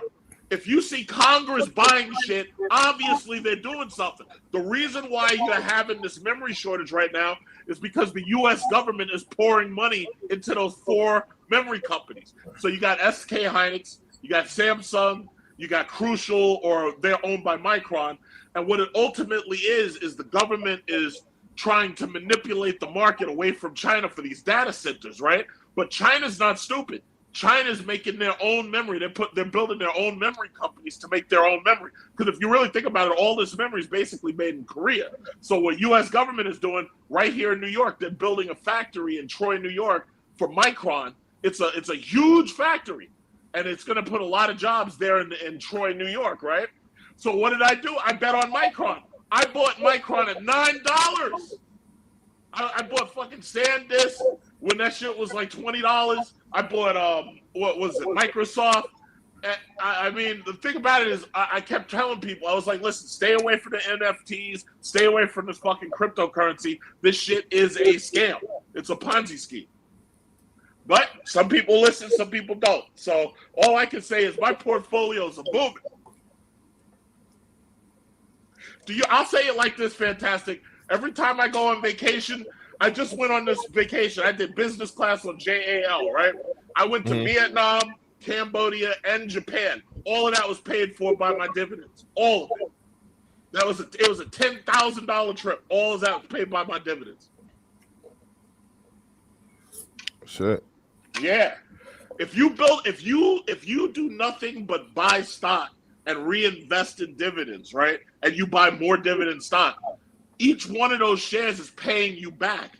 So if you put $100,000 in, you have at least $4,000 or $5,000 coming back. But the problem is people have waited, so now the market is more expensive now. So now you got to put in like $250,000 to expect like $5,000 to $10,000 back. And it also depends which dividends you're getting. Like if you're buying cigarettes have very high dividends because you know cigarettes kill people. So it's very profitable, but it has very high dividends. My thing is I've been betting on credit cards and banks because the banks will never die and neither will credit cards. These people are going to spend themselves right into the poorhouse. But it is what it is. People got to find out their own way. Oh yeah, you can now buy your groceries on a 4-payment plan. That's another big thing too. Shout out to Mayor One. So that's another big thing where people are getting fucked over. So before they started, because remember now they're actually doing credit reporting for that. So what people was doing post lockdown, motherfuckers was getting these Klarna and Afterpay and all this other shit and weren't paying them. They took a major hit too. So, but now they cracking down on that shit, bro, because they understand, because it's actually trackable. That shit affects your credit score now. Well, no, but you got to understand something. People have been financing groceries as long as they've been putting groceries on any credit card and not paying the balance off at the end of the month. So yeah, but before you actually had to have a credit score to get a credit card. Yeah, that's what he's saying. Yeah, you had to be able to afford the credit card, truck. So now, no. Well, but here's the thing: they've been or so qualify loose. For the credit card, rather. Well, my thing is they've been so loose on credit cards for so long that all they've done is give everybody a credit card at this point. And that too. I didn't cover that. So yeah, credit is at the highest ever too. Yeah, what is it? $2 trillion. Credit default is at the highest ever. Yeah, of course. Because ultimately, when you spend yourself into a corner, at a certain point, you can't. It's just like America. You can't afford to make the minimum payments. That's where we are right now with the national debt. The national debt is basically $40 trillion. So it takes over $1 trillion to make just the interest payment on the national debt. So it basically the government works the same way your house does. It's just on a bigger level. And a lot of people just don't get that. The difference is if the government wants more money, all they got to do is raise taxes. That's the difference. We can't just do that. If you want to make more money, you just have to work more. And you may not be able to do that because there's only so many hours in a day. But I've made videos a long time ago. I was like, listen, if you're going to use a credit card, you pay it off. You pay that balance off. I have a solid 850 credit score. You remember how we used to argue with saving minus debt? You remember how, oh, you don't need to buy a house and all that shit? Where's he now? Where's he now? Where's he now? You remember, now this was back during COVID when you couldn't get a house. When you could have got a house. At like 2 or 3% interest rate. At 2 or 3% interest rate before the fucking 50% increase. Oh my God. Every time I think I go to sleep at night I'm right now in my house, I'm putting together this furniture. And I'm thinking to myself, I'm like, yo, my interest rate is a 3%. Every time I pay my mortgage, I'm beating the bank. I'm beating the bank because the bank wants to put me into a 7 or 8. I'm at a 3, and then I downsized it from 30 years to 20. So I've already paid off 5 years. I only got like 15 years left on this place. My other house is only like 3 or 4 years left. I got tenants paying that. And I'm up here arguing with these people. I'm like, yo, why are y'all giving out advice like this? It's like, yo, when you could have got a house, you could have got a house. You can't buy no house no more. Yeah, you can't. That shit dead now. Even with Trump's new Federal Reserve chairman, even if he lowers interest rates, the house values are still double or triple what they were 3 years ago. Well, that's what I'm saying. I don't think. I think that once the housing market crash happens and shit actually goes back down to what it's actually supposed to be, because the whole housing market, bro, is inflated at least by 50%, if not more. But understand something. That help the whole idea about a housing crash. That is wishful thinking. The reason why the housing market's not going to crash is because you're dealing with people like me. You're dealing with millennials and boomers who are locked into 3% rates. I am never selling my property. I got 3 houses. I'm never selling any of my shit. I'm never selling anything. But boomers own a lot of the houses too, and they gotta sell for, either they gonna fucking die for one. And they're gonna no, but when they die, it's going to their kids, and their kids will fuck it up because the kids can't afford to pay the bills, just like my dumbass cousins. But anyway, either that or they got one of them damn reverse loans. Well, the only people, hold on. The only people who really fell for reverse mortgages, it's fewer than you think. That's the silent generation. The silent generation is mostly dying out. So they went to reverse mortgages so that they could pay for pills and medicine and medical care, because a lot of them got sick. But boomers are not getting locked into these reverse mortgages like you think. Right now, boomers are sitting on 3 and 4% fixed mortgages. And they already see that there's no place that they can move unless they sell their primary residence. And then they move there to retire. So a lot of these boomers are stuck in place. Millennials are stuck in place. There's no place to move. It used to be New York was sending Atlanta all of the people who couldn't make it here. Now all of them are sitting down there. You got $300,000 mansions, but the problem is you're having a market fluctuation because it's hard to get jobs down in Atlanta and Florida. So we sent all of these, New York sent all of its people down south, and California sent all of its people up north. So they ruined Washington, they ruined Oregon. So the problem is there's no place that you can move unless you're willing to move someplace nobody wants to live. Hey, shout out to Dollar Will. Dollar Will, I'm seeing a lot of that too. A lot of people are like roommating and staying together and cohabitating, bro. There are several families in these single family homes now. That's a big thing. I drove through my neighborhood like a month ago, and every motherfucking car in the driveway got at least 3 to 4 different cars in it. You know what I'm saying? And not all being drove by one person. My neighbors down at the end, I know they got like several kids, and they're all grown now. All their kids are grown, and all those kids are still at the house. Yeah, and guess what? And let me say this. Y'all like to talk about statistics. One of the questions I never get answered is the statistics behind patricide and matricide. And the reason why I ask that, you've got all of these out of control children stuck in the house with their parents. They want to bring, you see them bringing, like that woman who just shot that boy in the back of the head, that black woman. You see them bringing their boyfriends in. You see them bringing their girlfriends in and beefing with their parents. A lot of these parents are going to end up with a knife in their back because these kids are realizing they can't afford anything. They'll never be able to afford anything. They're not buying no house ever. They can't afford rent. So they're in the primary residence. And when their parents finally come and try to put them out or something, they kill their parents off. So where the patricide and the matricide rates? Because I know they're going up. Well, you know that literally just happened. I think it was the coach, one of the NFL coach's son did that shit. Killed the mom. Killed the, he killed his mom and the NFL coach's wife or whatever. Some wild shit. Yeah, who were those brothers in California that did that? Menendez brothers. Yeah. Well, I don't think the Menendez brothers didn't kill their parents because of housing. They killed them because they claimed that they were abusing them. They molested them, and they said that they were. That's some 10-4 Tuesday shit because they were a part of a huge child sex ring. Oh damn! Yeah, that's what they said. But my point is, no, things are going to get a lot worse.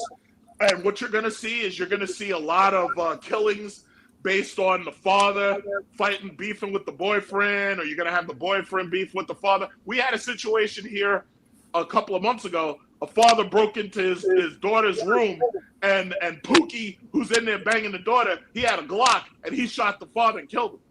You might have heard about that. In New York? I didn't hear that. There's been a couple of stories like that. There's been so many. And then the other thing is you've got the fathers beefing with the boyfriends when they come over to deal with the kids, because the fathers are not letting the boyfriends move into the house. And some of these kids are dark, man. They say, yeah, well, if I kill my parents off, we can move in. No, you go to jail. Oh, and how many are just poisoning their parents slow? Well, that's what happened in that what same situation. Remember the two kids killed the 5 family members? That's what happened in East St. Louis. Yeah. So it was a boyfriend. It was a boyfriend that was like 18. The girl was the actual family member related to everybody. And they was like he couldn't stay there or they couldn't be together or some shit. So the motherfuckers plotted to kill everybody. And killed 5 and wounded 2. Yeah, shot 7. Yeah. We shot 7 total. 5 of them died. Yeah. Yeah, man. Nah, it's real out here, man. And the problem is these kids, they got nothing to. These kids are poorly educated. They can't hold a job. All of that is saying that they can't hold a job. They're poorly educated, and at this point they're losing. They're just losing it. So it's like I'm watching the news because keep in mind I was in Vietnam. And I was over there. It was safe, beautiful, quiet, peaceful. I'm over here watching a 24-year-old shooting up Teslas at an In-N-Out burger. You know, I'm like, yeah, this is going to get worse. This is going to get a lot worse. Yeah, as far as the student loan debt goes, it's shit's still there, bro. They killed that shit. Motherfuckers got to pay it. And I think they just started automatic payments and garnishing this year, I want to say. Yeah, Trump started automatic payments and garnishment last year, and people found out about it in January for the most part. That's when you saw these black women on TikTok making all those videos talking about how they're not going to be able to make it because Trump started calling in those debts. But the reality is it wasn't really Trump that started calling the debts. The banks want their money back. It's just that simple because they want that cash. So if you didn't pay, they garnish your tax return, or they garnish your wages directly, or both, whatever it takes to pay it off. Because some of these people think that they're just not going to pay it and they're going to keep preying on it, and they think it's going to magically go away. It's like, no, it doesn't work that way. Yeah, and the new debt collector now is law firms.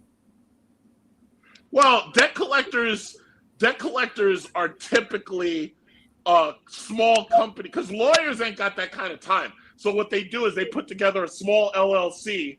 Like we've had a couple of them here and they put together a small LLC, and those are the people they hire, teenagers, and the teenagers are sitting behind the desk calling you all day. You think that you're talking to somebody official. You're really just talking to a teenager who's working for an LLC. For the most part. But they have people who know how to file paper.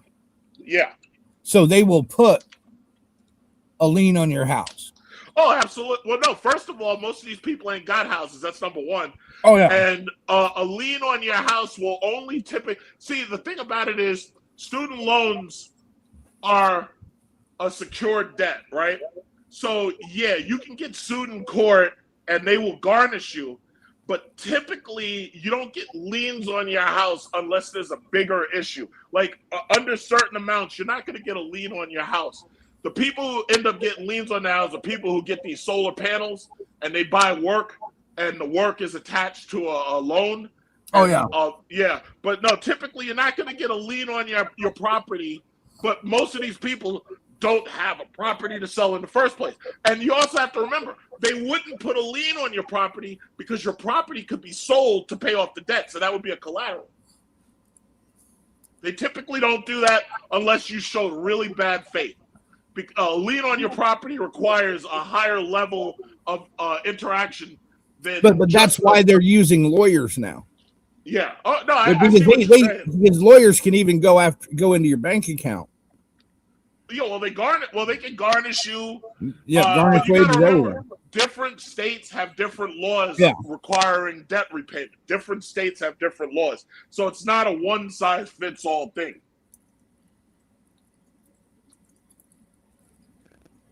You know, Yeah, but I tell the story all the time. When I was a college student, I ran up debt at the end of college. I had like $30,000 of debt. I owed Discover like $5,000. They sued me, and they put the sticker right on my door, right on the door. I ignored that shit. I lost the judgment, and next thing you know, when I started working, my paychecks had like a $5,000 I owed to Discover right there in the garnishment. I paid it off, and then by the time I paid it off, my credit score had gone up. But they're going to get their money one way or another. The question is, what's going to happen to you and your credit and your buying ability while they're taking that money back? That's the question. They're going to get it one way or another. If they have to wait for you to get your tax return, they'll just snatch your whole tax return. Yeah. You know, they'll get it one way or another. But it also depends on state law. No two states have the exact same law. Like if you live in like Florida or Delaware, it's a little bit more lenient,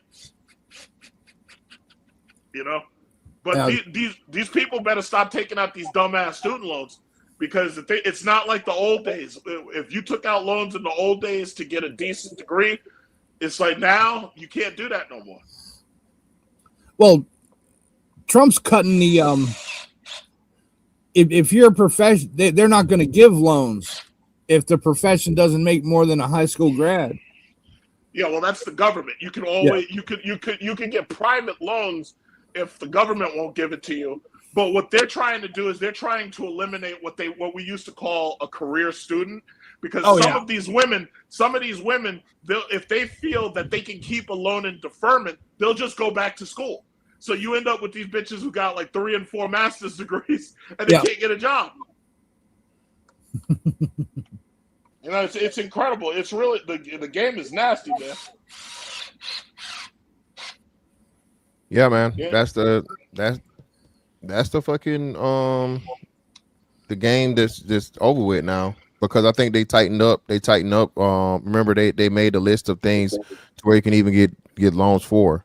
So if it's not considered actual, decent degree, they won't even give you a student loan for it anymore. Good. It should have always been that way. That hustle's over. Oh, it should have always been that way. The way I see it is the government should not be giving loans for any degree field that we do not need people in. Yeah, but the government did it though. That's what the government purposely did it though. It was on purpose, Chuck. That's what you're saying. Of course.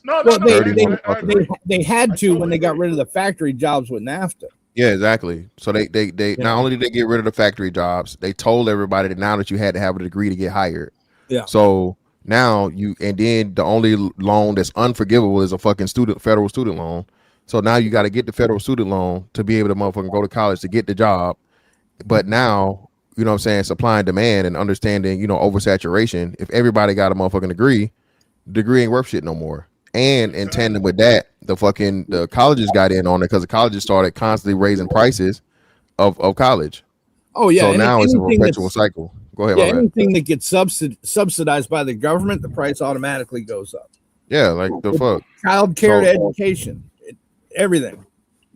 Yeah. See, when these black women when they saw that Trump was attacking federal jobs and they saw that they started losing jobs, what they should have done was they should have gone to the jobs that they had avoided for so long. They should have gone and been teachers. Had they gone and been teachers, most of them had a liberal arts degree and they could have been teachers. But what they wanted is they want to have these cushy office jobs where they get to sit around and pretend that they're corporate CEOs. And the government, under Trump anyway, is killing those jobs off right now. Now, I will say this. Once Trump is gone, you're going to see a massive backlash. You're going to see a lot of those things return because I'm guaranteeing you the next president is going to be a Democrat. I guarantee it. And when that happens, you may not want to believe me, but I was right before. So, the thing about it is the next president is going to be a Democrat, and they're going to do a 180 for what Trump is doing right now. So a lot of this stuff that he's done, the next person is going to run on undoing it. So just get ready for that. I don't think Chuck, but I don't. You know what's going to be different this time though? I don't think they're going to be able to just from a monetary standpoint, bro. I don't think it's going to be able to. Shit's going to be so fucked, bro. Things are gonna be fucked up, but what you're gonna do is you're gonna have people run and say, hey, we're gonna not fund Israel, we're gonna not fund Ukraine, and we're gonna cut money from the Pentagon and we're gonna put it into social programs. That's what you're gonna have. That's gonna be a popular message because you're gonna have a bunch of kids who can't afford to live in an apartment, and all of those kids are voting for that person. I guarantee you right now, if Alexandria Ocasio-Cortez runs for president, she's gonna win. I guarantee it. No. Yeah, okay. No. All right. Hey, fantastic. Before my buddy over here says no, I want you to remind him who was right about the Trump administration losing and Biden winning when everything was going perfect. I want you to think back to those days. I want you to remember that. Yeah, I'll put 20 on it right now. I'll put. Fantastic. I want you to tell the whole audience. Hold on. I want you to tell the whole audience who was the only person who saw that shit coming. Trump's economy was going perfect. Everything was going perfect. All of a sudden, COVID came out of nowhere. Tell them. Dude, the Democrats aren't even going to win back Congress. Oh, yes, they are. Yes, they are. Not dude, you've been overseas, right? Oh, yeah, and guess what? I got a Muslim mayor right now who the Jews hate and they can't do shit about it. They just elected another Muslim up there in Michigan. And then they're electing Muslims left and right.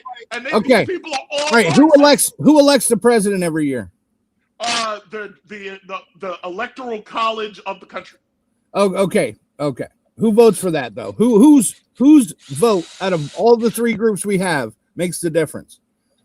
You got it's divided by demographics, and now you have a huge demographic coming up that's broke. What are you talking about? No, it's not.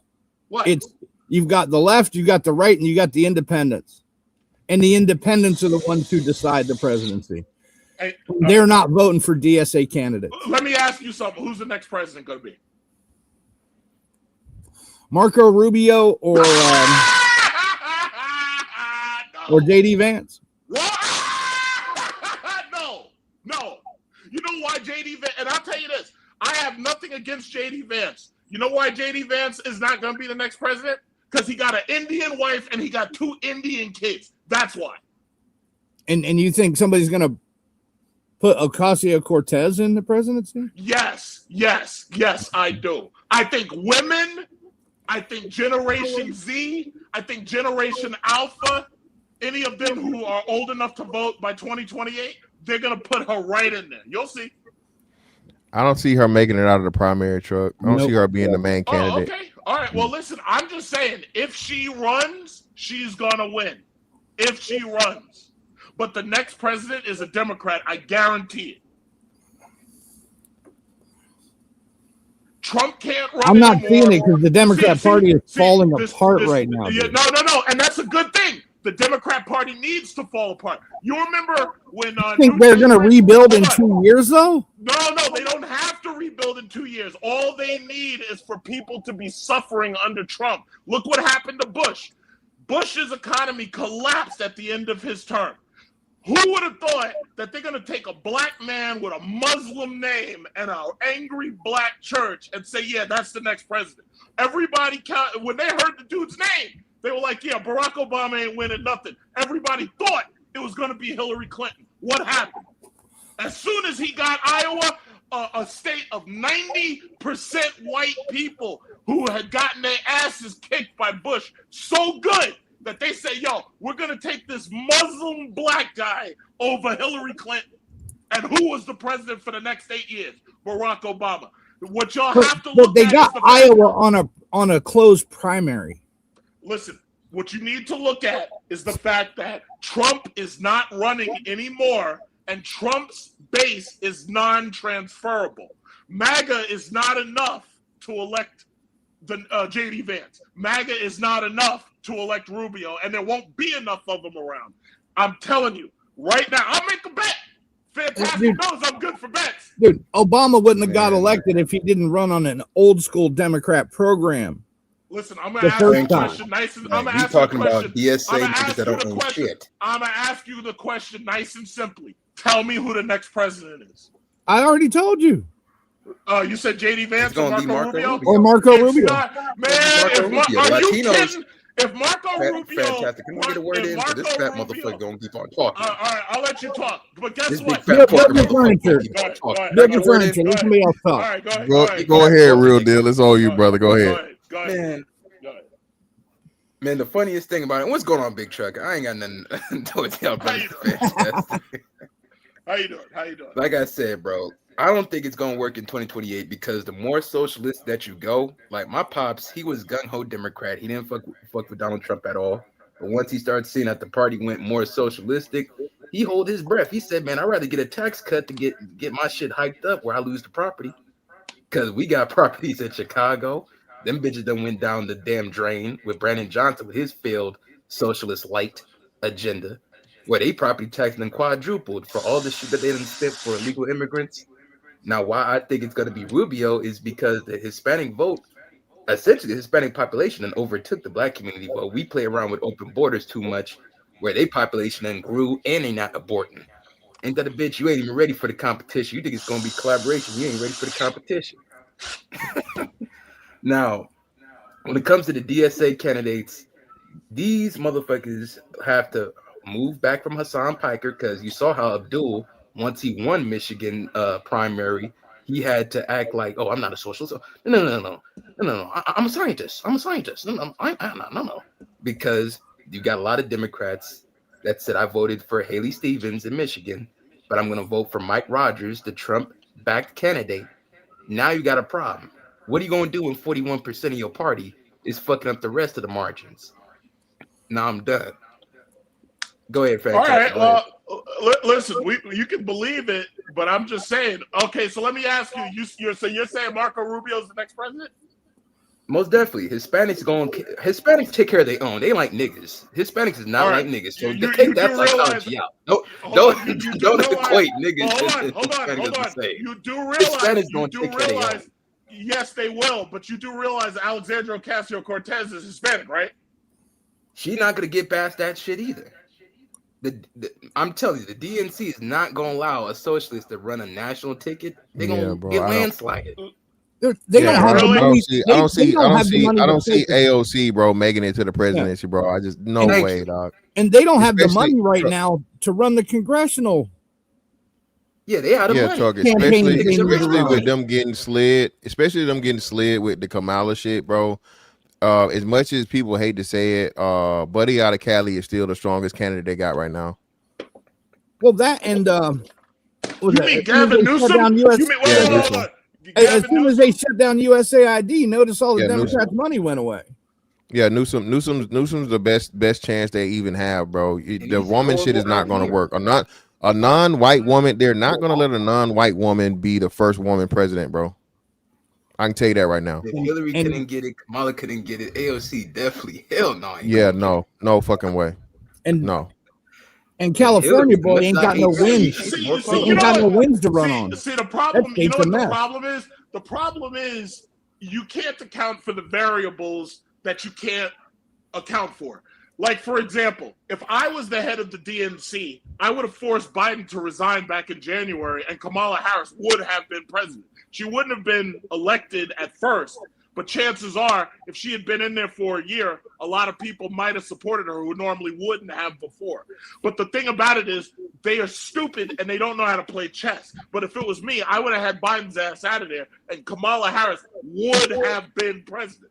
And they But just the put money their that they head. raised for Biden doesn't go automatically for Kamala. The money that they raised for Joe Biden, that wouldn't translate to Kamala Harris. Yo, understand something. Look what happened. The money that they did raise for Joe Biden, where did it go? It went to Kamala Harris for her campaign, even though she lost. The DNC is going to do what the DNC is going to do. If Biden had come out and say, yeah, guess what? My fellow Americans, I found out I got cancer in my dick. All they're going to do is transfer that money from one person to the next, and nobody's going to say nothing. Yeah, but the DNC just put up their office building as collateral for a $15 million loan. And Trump got all this money from Elon and shit in 2026, 2028, 2030, 2032. Like, Elon ain't going nowhere. Fuck That's your biggest problem. Hold on. Elon Musk cannot run for president, number one. And No, he's not talking about running. He's not talking about running. He's talking about funding. Yeah, so what? And the USAID thing is, If you broken, I got money, nigga. I got bullets. You ain't got no bullets. Excuse me. Who put more money into that campaign? Was it Hillary Clinton or Donald Trump? Donald Trump beat Hillary Clinton, and Hillary Clinton spent more money than him. It doesn't matter how much money you spend. But the thing is, how can you lose election when you got majority of the media, more money, than now when niggas got more money than you and they can be able to learn how to win Pennsylvania, Michigan, Wisconsin, the Rust Belt? It seemed like y'all ain't gonna get over that Rust Belt, huh? First The of Rust all, Belt you're ain't fucking saying with that. you. Every time I talk to a Union Democrat that's in Ohio or PA, these motherfuckers is going with the Republican Party because they felt that the Democrats, DSA, and a lot of moderates, these motherfuckers focusing on tech jobs. These motherfuckers want to be able to get manufacturing, warehousing, production back. Andrew's about to invest $1 billion. Understand something. and nobody's building factories. I know, fantastic. Y'all niggas talking. They're only building factories in right to work states now. So guess what? The bottom line is you're dealing with a demographic that's right now doing their best to elect Marxists right now. Yeah, and they're winning. Yes, they're winning. And guess what, dude? It's just been primaries and off-season elections. Nobody ever shows up for those. Yeah, Truck. I think the locally you got that right, and that's where you have a concentration of people that's willing to do that shit. But the bad part about it is, this shit too, Truck, is that shit's gonna turn around and bite them in the ass very, very quickly and fast. Because the shit that Mondami is doing it's gonna wreck New York, understand, bro. fantastic. I'm not fantastic. I'm not talking about the consequences of the vote. I'm only talking about the results of the election. I'm not. No, I got you. This is what I'm saying. So this is what I'm saying though. But before that happens, before 2028 comes, the shit that's going on with Mondami is going to be showing, and the negative behind it. And I think you don't have enough Marxist ideology and approval across the country.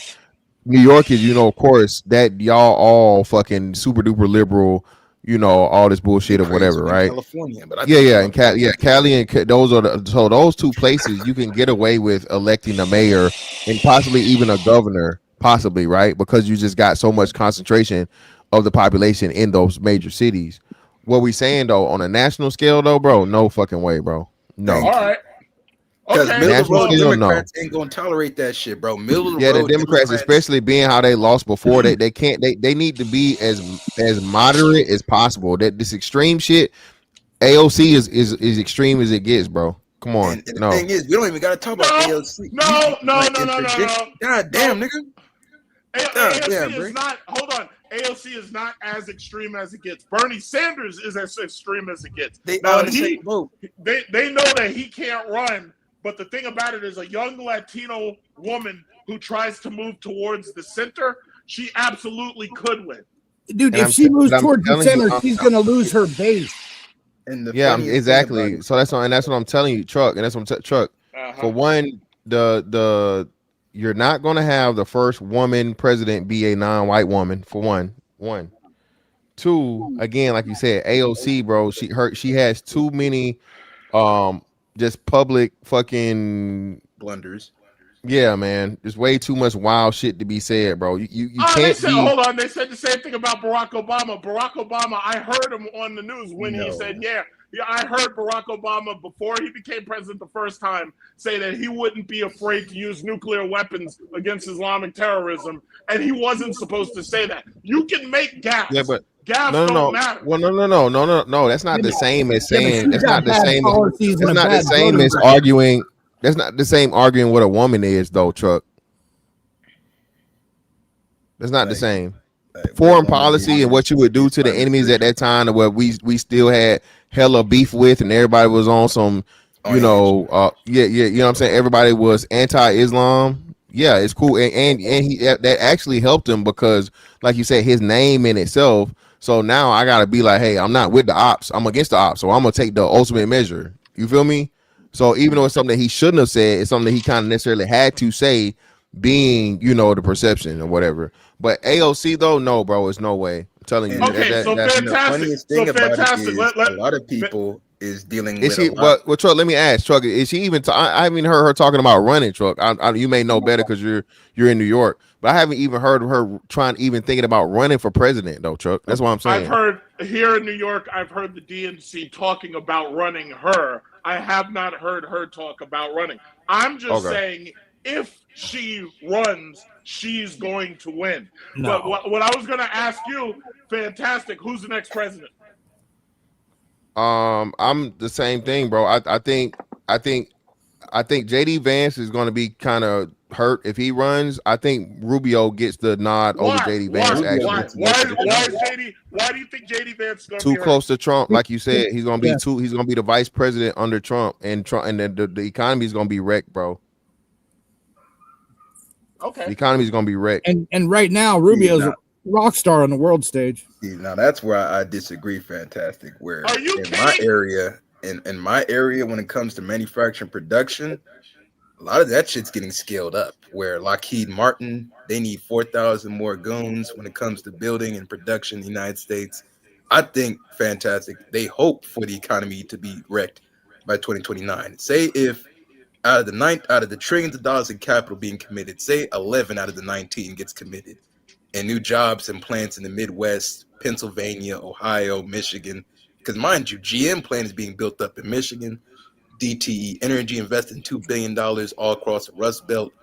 If they can't get the investment coming in, then yeah, I think Vance is gonna have a problem because, like you say, to affiliated with it, they're gonna say, nigga, the tariffs didn't bring in the jobs, situation didn't get scaled up, new jobs didn't come in, AI scare, energy scare. But if in by a miracle's chance that the economy doesn't collapse based off of the carry trade, jobs comes in, immigration gets handled where he can deport 5-6 million motherfuckers in these 4 years. Yeah, man, I don't see how Democrats can win based off of the situation of immigration being tackled. I still think I think Vance wins over who it is because, like I said, I don't know. Newsom is the only person I can see that's a viable candidate for real for the DNC to even run. Right? The number one rated right now is Buttigieg, though. The number one rated by Democrats is Buttigieg. Pete Buttigieg. Oh God! So you're saying they're gonna elect a gay man? They're gonna elect come on, a bro. No, that is who is percentage wise has the most more support in the DNC for president. The next president. Newsom is terrible. And Newsom is terrible here in California. Have any of y'all been to California recently? Any of y'all been to LA? But real deal, I got you. I'm with you, but I still think that's the strongest fucking candidate that they have. Everybody else is. Man, Democrats ain't got no bench, bro. DNC ain't got no bench. No, they don't though. No, because all they had was Westmore in Maryland, right? Westmore's even more terrible. He had a surplus in Maryland, and now he had $2 billion deficit. Yeah, and he's turned out to be a freaking nightmare. And none of the senators, none of the congressmen, the black dude they was trying to he's not gonna do it. The fucking Timu Obama, that's just not gonna work. Hakeem Jeffries, what? Yeah, Jeffries is not gonna work. No. So no. I don't know what they're gonna do, Fantastic, because the thing is, they hope that the economy collapsed. That's why they was gaslighting everybody about tariffs and the situation in Iran. Oh, shit. They was hoping that the Iran war would have bust out to be another Iraq 20-30-year war, and they can be able to run and say, see, look what Donald Trump did. But now, since that's folding down and gas prices then shot down lower from $85 to $76 a barrel, at the height $110 a barrel, it seemed like the Democrats' plan is crippling, and they're doing more infighting. Because if you got DSA niggas and corporate Democrats, they're just as extreme as DSA niggas. They just smile it better. Like, I don't know. Yeah, man. shout out to West M 757. Appreciate you, brother, for the 5. Gavin won't win because he has too much dirt. He cheated with his best friend's wife, and she had the kid deleted.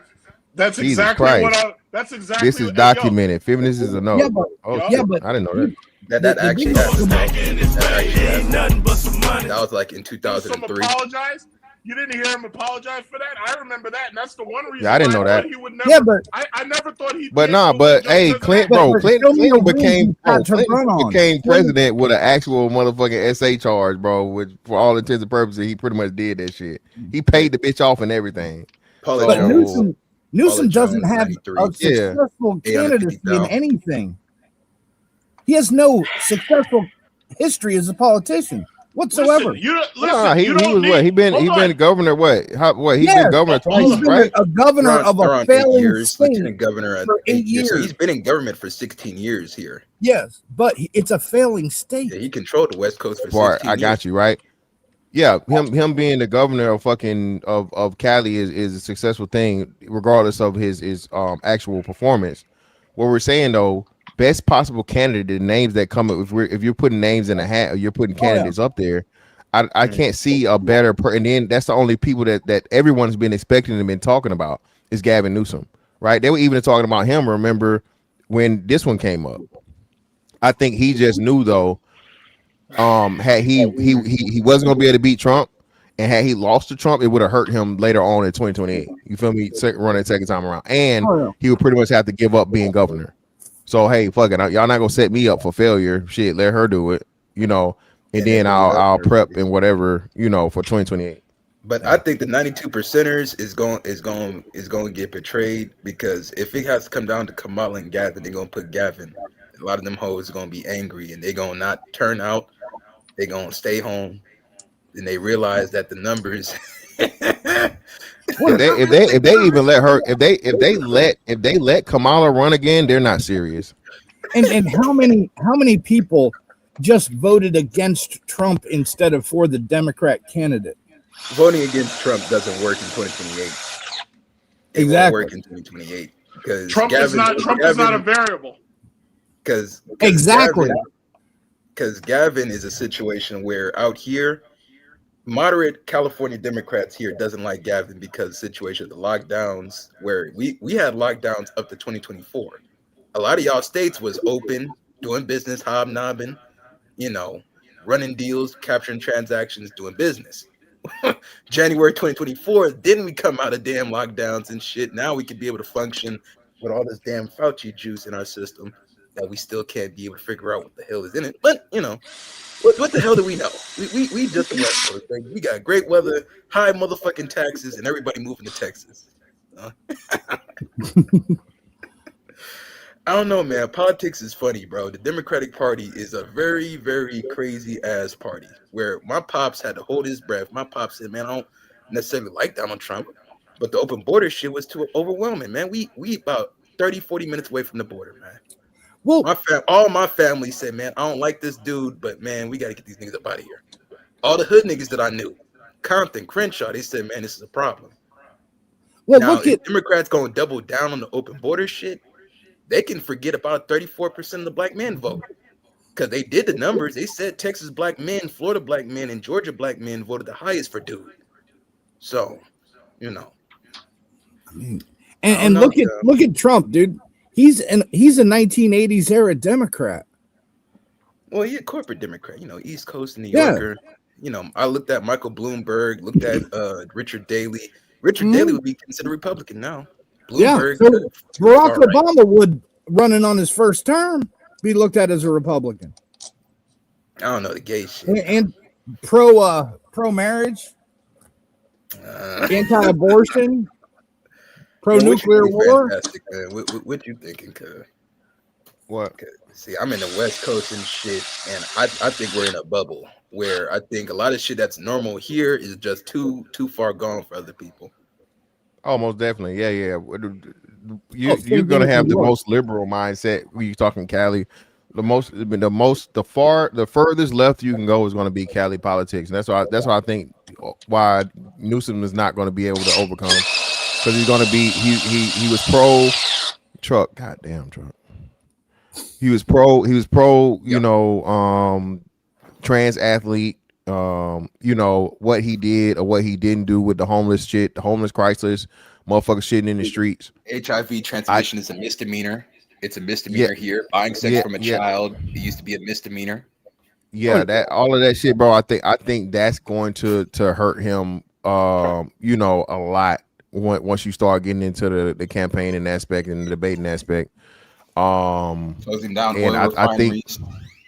Yeah, if he's that, I think that's going to be. Now, I think he's going to be a lot closer. I don't think it's going to be the landslide it was with Kamala, but I think most American people, when they see all the shit he was in favor of, and most importantly, the wildfire shit, right? Yeah, that fucked off 300,000. Oh yeah, California's environmental policy. That fucked off 300,000. So that was a nightmare.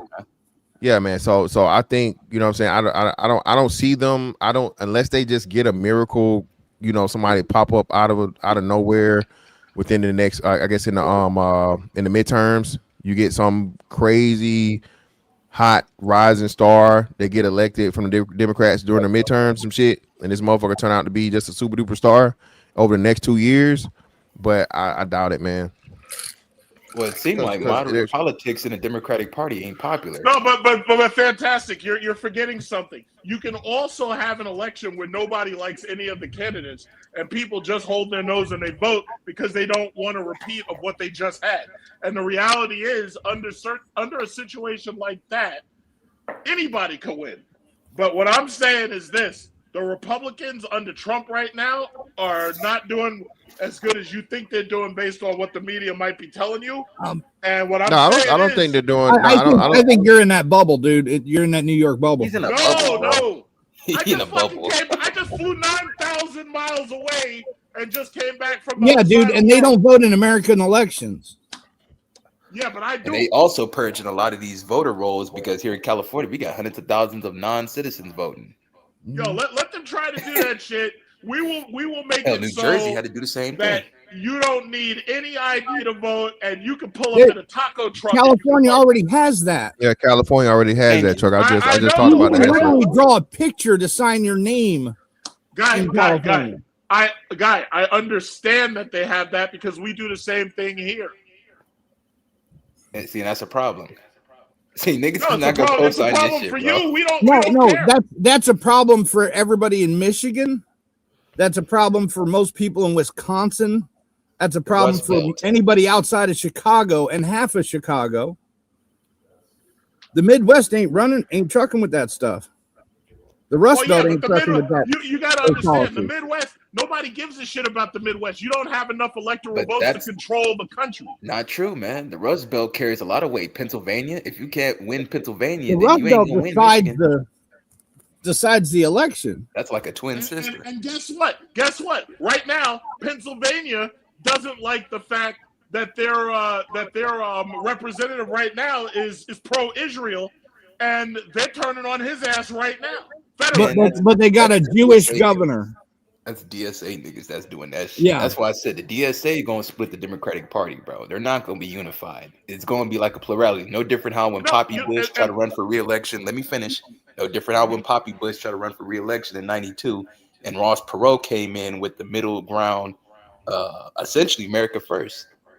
No offshoring, no illegal immigration, strong borders, keep everything in house. And that fucked off Bush because he was with that globalist bullshit. I'm telling you, bro, it's very nuanced, man.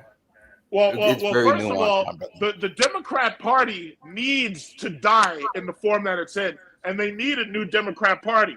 Newt Gingrich gave you a brand new contract with the GOP, and that helped the GOP start winning elections afterwards. The Democrats refuse to say that they've done anything wrong, No, and that that's their actually helped biggest the problem. Democrats. That What? contract with America actually helped the Democrats. No. The GOP started winning elections. Like they started winning local elections better, even though Clinton was president. You talking about local election? We talking about Yeah. federal. Well, the bottom line is, I could point We out talking that about they did. And dude, the cities are all demographic shift. That's why Democrats run all the big cities. It's just a demographic shift. Yeah.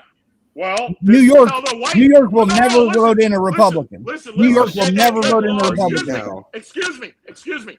If all these people who live in the suburbs, if they were so worried about demographic shifting, then they never should have left the city. But the reason they left the city is because blacks started moving to the cities, and then they did that white flight shit, and they went out to the suburbs. Like right now, for example, here, my grandparents, they started in Jamaica, which was basically funded by the GI Bill.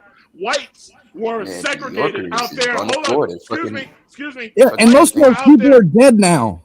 Hold on. Whites were out there in Levittown, so they segregated people with the GI Bill back then, right? Now, guess what? Levittown right now is high taxes. Levittown is high taxes. Levittown has no jobs, and the white people out there are getting their asses kicked because now the Indian Americans are moving out there and taking all their houses, and they're trying to move down to South Carolina right now because they can't afford to stay here. If they didn't want to worry about the shift, then they shouldn't have done white flight and moved out to the suburbs. That's their fault. Man, we talking about now, bro.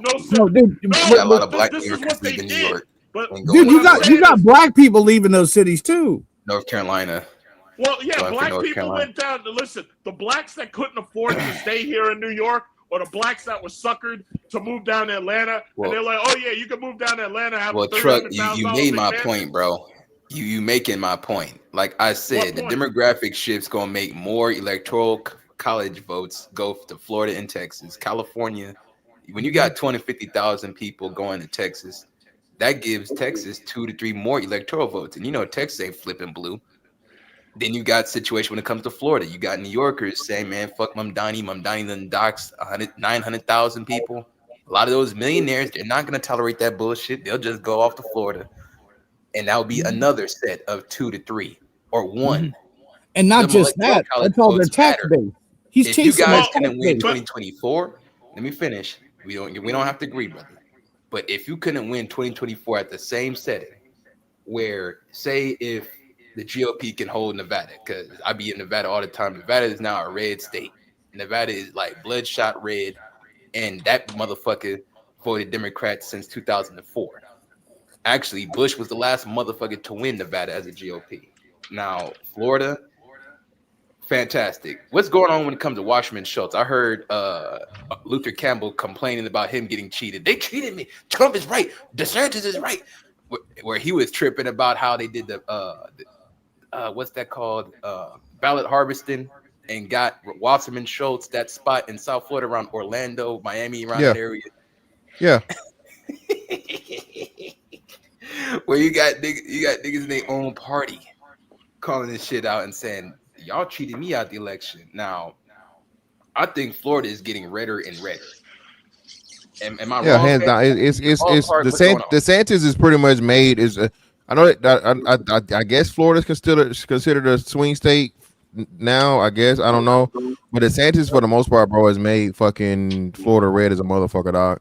Like the ones that are here are not gonna allow. You got great gun laws, the taxes and shit or whatever, just the whole thing, bro. Nobody, that shit's not going back blue, dog. No state income tax, bro. Like no state income tax. Like no. We going to 13%, and that's why California, New York is going to make essentially they're going to make the Republicans more and more, redder. Yeah, because like you said, and then the people are leaving there and coming here. So even if they're leaving New York and Cali for Texas and Florida at like crazy numbers. Listen, they can move to whatever state they want. The simple fact is, if they raise federal taxes, it doesn't matter where you move. You're not leaving the country. Yeah, but if you raise the federal, just real quick. So Truck, and I know this for a fact because my homeboy used to live in Brooklyn.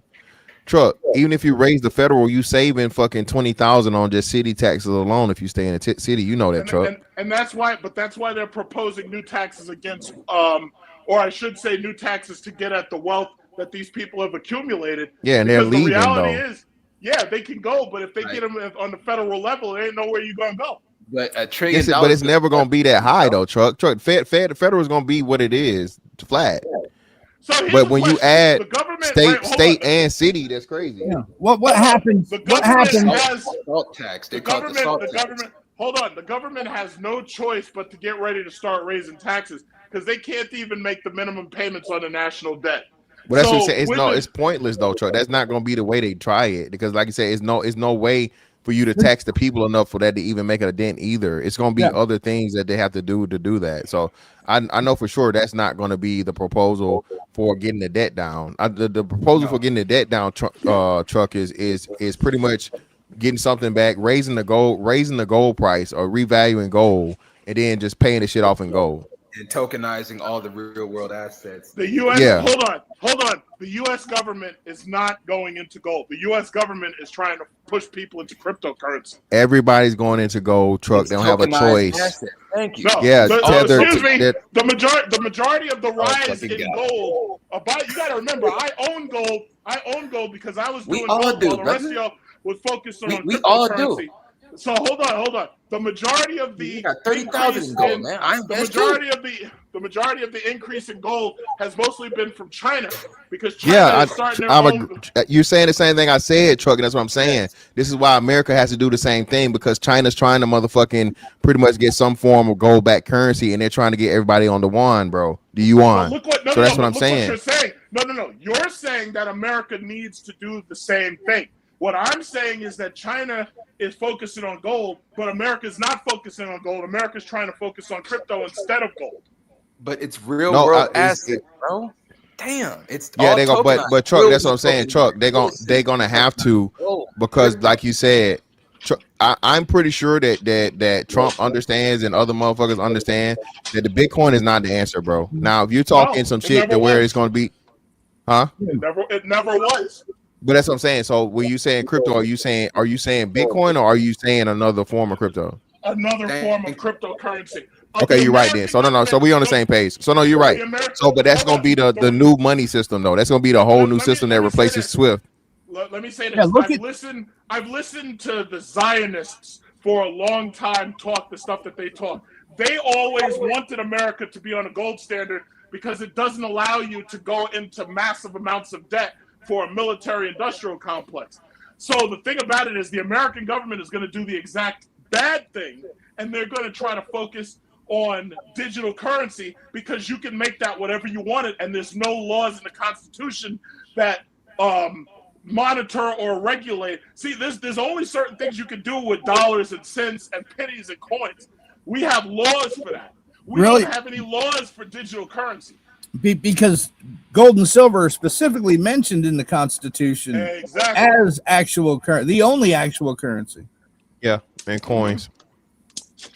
So what I'm saying is, in order to get around the limitations, they want to try to push us towards a digital currency in order to get around the limitations. Yes, but it's got to be pegged to something.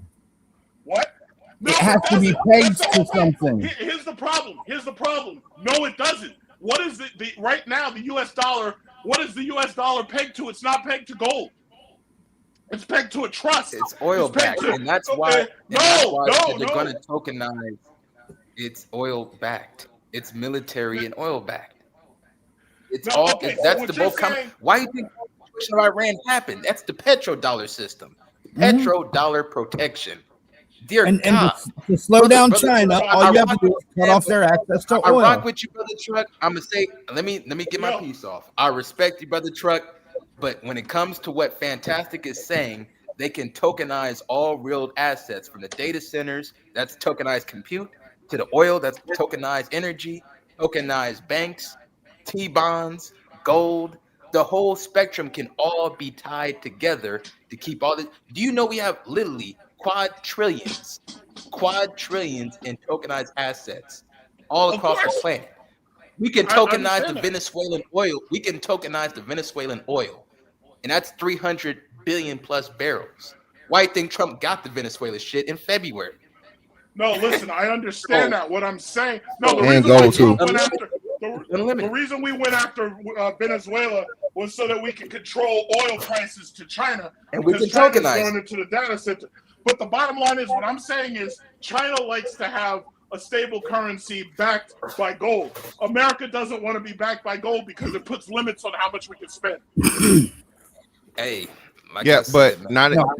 like you said, if you revalue it though, Truck, and you revalue it up to tens of thousands of dollars though, bro. That's what I'm saying. Because by all intents and purposes, what gold is still valued whatever it was for like the last audit, which I think is something like around $40 or something, if I remember right. Price control. So if you do a gold revaluation for actual real time now, you know what I'm saying? Especially understanding what China is doing, like you said, buying gold and trying to fucking set some shit up as to where everything is going to be gold back for them and the people to be able to trust in them, you know what I'm saying, as far as getting gold or getting loans and currency and all these different things. That's what I'm saying. Because like you said, the crypto shit is just not going to work until the other thing comes in to fruition, until it's actually grown. Because right now it's just not, you know what I'm saying, everything's got to be in place. But in the meantime, between time, they're going to have to do something with gold, Truck. Because that's going to be the only way that and Trump has actually hinted at that. Remember, he said we can pay it off in gold. So I think that's why that's the plan. Well, look at China's history, right? Hold on. Fantastic. When you run for politics, nigga? Where can I put some money up and say, man, it's my man right here? What? But if you actually look at China's history, I'm gonna run for Congress or something one of these days, man. Congress. Fantastic. Fantastic. The second you try to run, they're gonna have News at 11.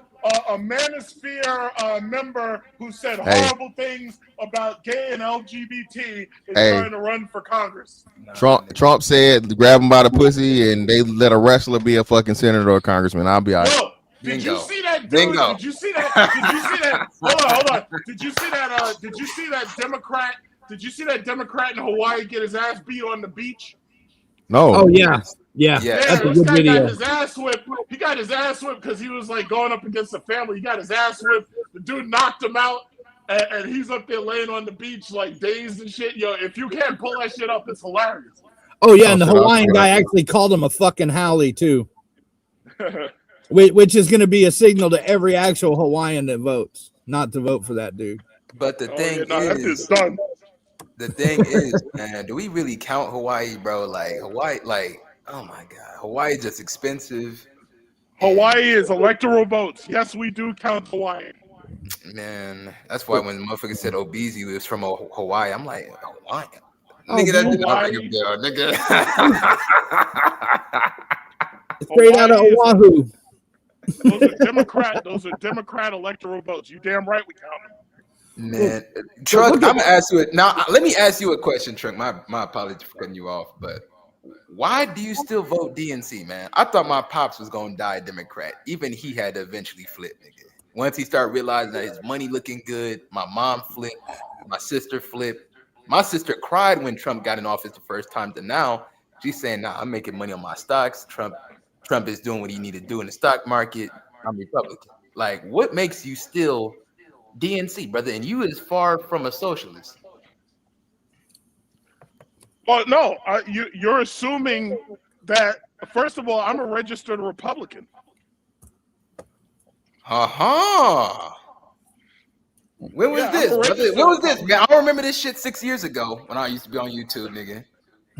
No, you had the reason why is because in my analysis, I believe that events were going to go a certain way, but you couldn't understand how somebody who could be registered one way thinks the other. You couldn't understand it. But I'm mathematical and analytical. I'm not emotional on this. Well, it's refreshing. Now, did you vote for Mamdani? You know what? Believe it or not, I would have, but I didn't because my primary residence is in Long Island. Even though I have a house inside Queens, my primary residence is in Long Island, so I didn't have to vote for the election. Now, brother, so you like free shit too? Well, listen. Honestly, I'm gonna say it. Hold on. I'm gonna say it just. I would never vote for Mamdani, nigga. I would have voted for Cuomo. Hold on. I'm gonna say it just like this. Yo, understand something. This morning, yesterday morning, I got back from Vietnam. In Vietnam, the buses actually are fast and free. And I was riding on 3 buses, and I was like, yeah, this could work in New York to some extent. The bottom line is, I didn't vote for him, and I wouldn't have voted for him for the free shit. The thing that I like about Mamdani is he's putting it to AIPAC. That's what I like. For now. But do you know that? And that's great as long as you got the millionaires funding fixing those buses. But once they leave, New York can't keep up that infrastructure. Yo, guys, you need to understand something. New York and California make enough money where as long as if we were willing to make certain cuts, we make enough money to fund nigga, $1 trillion done left Cali, bro. Don't speak on California. Speak on New York, nigga. Speak on that fucking rat-infested, mutated rat-infested damn concrete jungle in New York. California. And Vietnam also doesn't use their public transportation as housing for the homeless. We talking about America. I live in America. Yeah. Oh, yeah. Okay. All right. You know what's funny? You just say, Vietnam doesn't use public transportation as housing for the homeless. Guess what? Vietnam doesn't have much homeless because they actually make sure people have a place to live. But no, they actually lock up the crazy ones too. No, that's not true. If you're a murderer or a rapist, they kill you, yes. But if you're like, first of all, when I was there, I didn't see any homeless people at all. Yes, because they're all locked up in a camp out in the jungle. No. Oh my God. Yes. Oh my God. No. The Vietnamese people are doing better than you could imagine. They're living better than we are. Your kids can't even buy a fucking apartment. I'm living in a place where apartments are $15 a day. Nigga, I would never voted for Mamdani, nigga. Here in LA, nigga, I didn't vote for Karen Bass. I voted for Rick Caruso because he was the head of the water department and he was telling everybody. Did he win? Did he win? No. Let me finish, cuz. Thank you. Let me finish, cuz. Damn. Go ahead. Like I said, bro, like I wasn't going for Karen Bass. Even hood niggas in LA, they voted for Spencer Pratt. And I was surprised where you had motherfuckers from Crips to Bloods be saying that Karen Bass done fucked up so deep in LA when it comes to the fires, Altadena, Eaton Fire, Kenneth Fire, all these 300,000 homes being burnt down, that these motherfuckers was upset when they found out that the Indian chick had 60,000 ballots being stuffed in and get her over the top over Spencer Pratt. These motherfuckers were just as angry as the white folks here when Spencer Pratt didn't get through.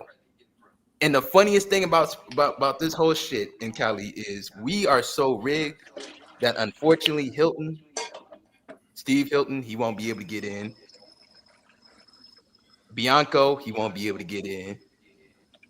A third Republican, they got a third Republican where the Republicans is leading in the polls here in California. Yeah, but California is going to go through the same thing we are.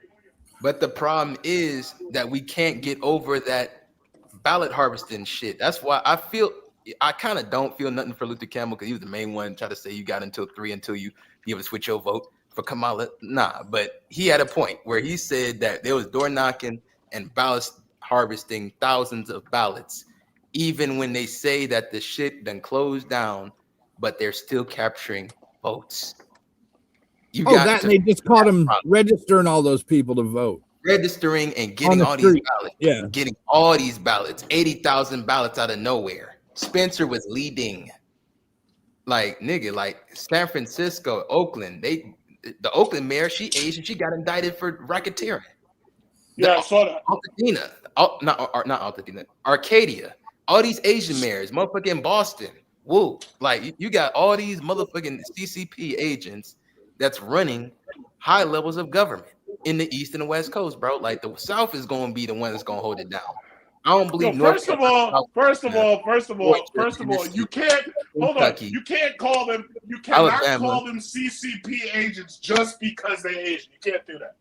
But they got caught. Hell, okay, DSA candidates then. DSA candidates then. Well, DSA niggas would say that Karen Bass ain't DSA, but she's still socialist. Like she still captured the same playbook from Castro. Like, come on. Like, and that's what I hate about the Democrats. Democrats don't admit when the shit look bad.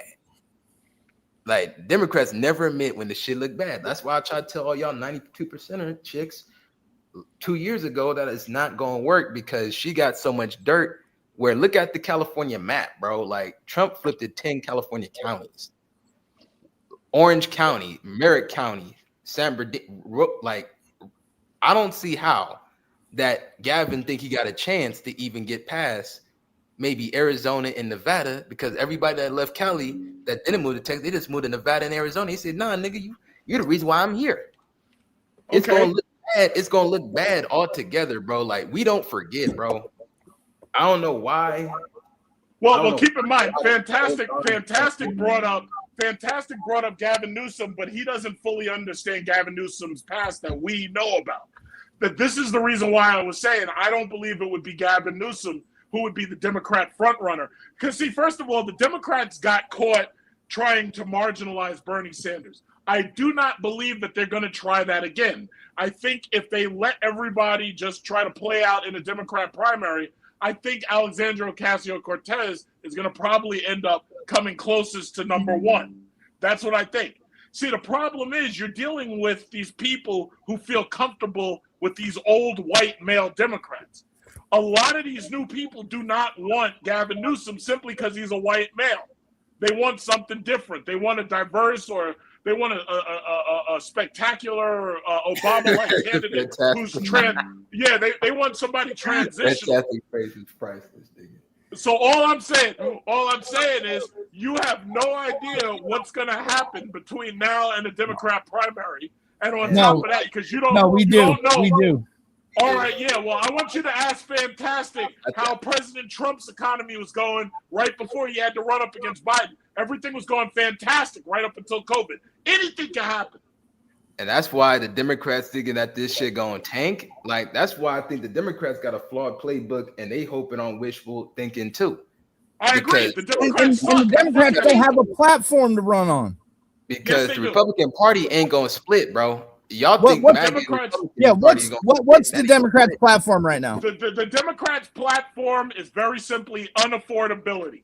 Because first of all, what is their plan to fix it? Because the platform's got to have a plan under it. The platform has to have a foundation under it. Hold on. First of all, Trump has made promise.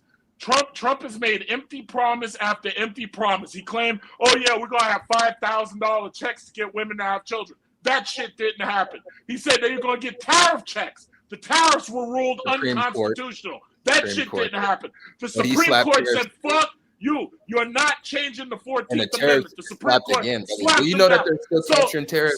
Do you know that there's 100 billion in tariffs now? So what? Listen. The things that Trump has done, the things that Trump has done with the tariffs and the things that he's done with these illegal Mexicans, he's making things less affordable. Who do you think is building the houses? It's not these people here.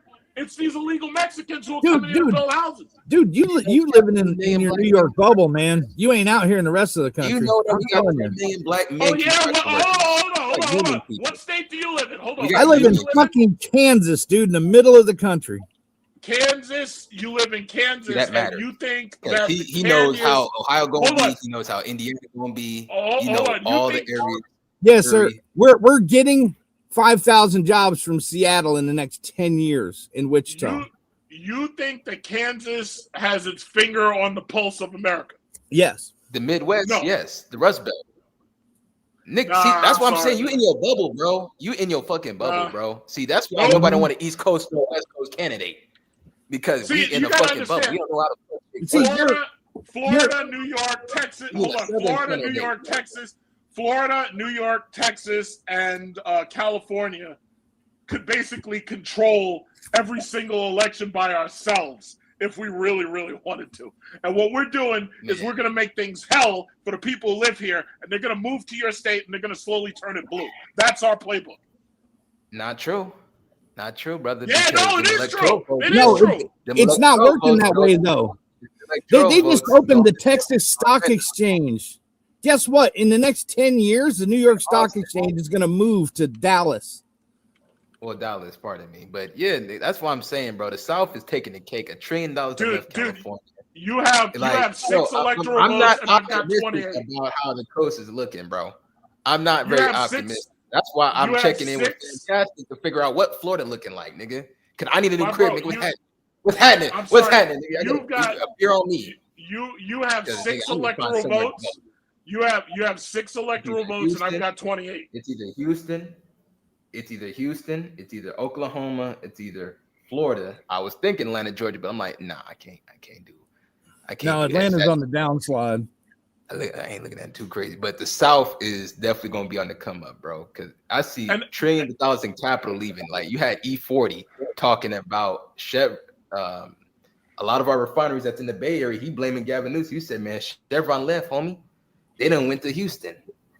Chevron refinery done moved to Louisiana, Mobile, Alabama. Then you see Huntsville's coming up because they shifted 30,000 jobs from Colorado. Trump shifted 30,000 jobs from Colorado to Huntsville. Like the South is going to get its economic weight up, while the West and the East Coast, they're going to be looking stuck and stupid because they refuse to fucking move. You don't want to fucking move. That's some of the most. I'm sorry. What state? What state do you live in? Shit, I'm in Nevada right now, but I have a residence in LA. So I'm in my rental property right now, but my residence is still in LA. And if I leave, I'm scared that they're gonna hit me with a tax bill because they talking about taxes. They are. That's why I'm looking at it like, man, what the fuck is up with these Western and Eastern Coast states? I don't get it, bro. I don't get it. It's like escaping Los Angeles, bro. It's like escaping New York. And the funniest thing about it is, bro, I don't know what Mamdani gonna do when he got egg in his face, where the money then left, because you got Citadel Group leaving. And Citadel Group, they already left Chicago's headquarters because of Brandon Johnson. Mm-hmm. And Brandon Johnson was DSA light. Yep. Starbucks just left Seattle. Guess where they're building? Katie Dallas. Katie Wilson, the mayor of Seattle, fucking up. No, the governor. No, the mayor, governor. No, yeah, No, she's the mayor of Seattle mayor. Seattle. She's the mayor of Seattle. She's killing it. Seattle mayor fucking up, and y'all had Jay Inslee for like the longest time. He was like a third-term governor. Liberal as fuck. Liberal is fuck. So basically, all y'all are saying that Marco Rubio is the next president. That's what you're saying. Most definitely, yes. I can put money up on that. Yeah. All right.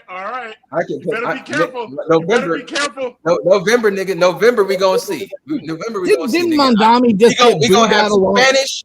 We're gonna have Spanish commercials. Nothing but Spanish commercials. Then niggas gonna realize that open borders fucked you up, nigga. You allow everybody in the entire earth to come in your backyard, get food stamps, get benefits, and now your shit looking like LA. You fucked up. You Didn't fucked up. Mondani just get booed out of Long Island? Yeah, but that was just a bunch of Jews and Italians. They don't count.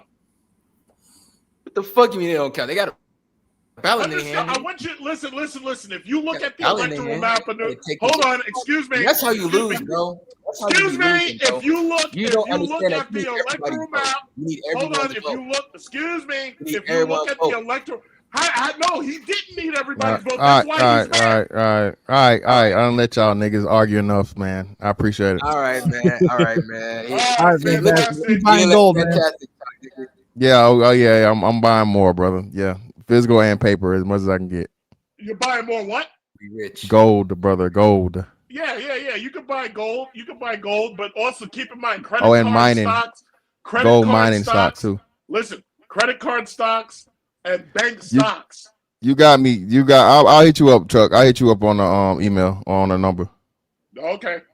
I bet. All right. Good night, everybody. Yeah. Hey man, appreciate y'all for coming through, man. It was a much bigger crowd than I expected, you know. But please, people, please take heed. Again, remember, none of this is financial advice, but please, people, okay, start stocking up on shit, man, and start getting prepared. Because whenever this shit happens, you know what I'm saying, it's gonna happen, and it's gonna be rough. So please be prepared, man. But anyway, Miss Fantastic 824 on all social media platforms, man. Like, comment, share, subscribe, and hype the video. Good night. I'm out.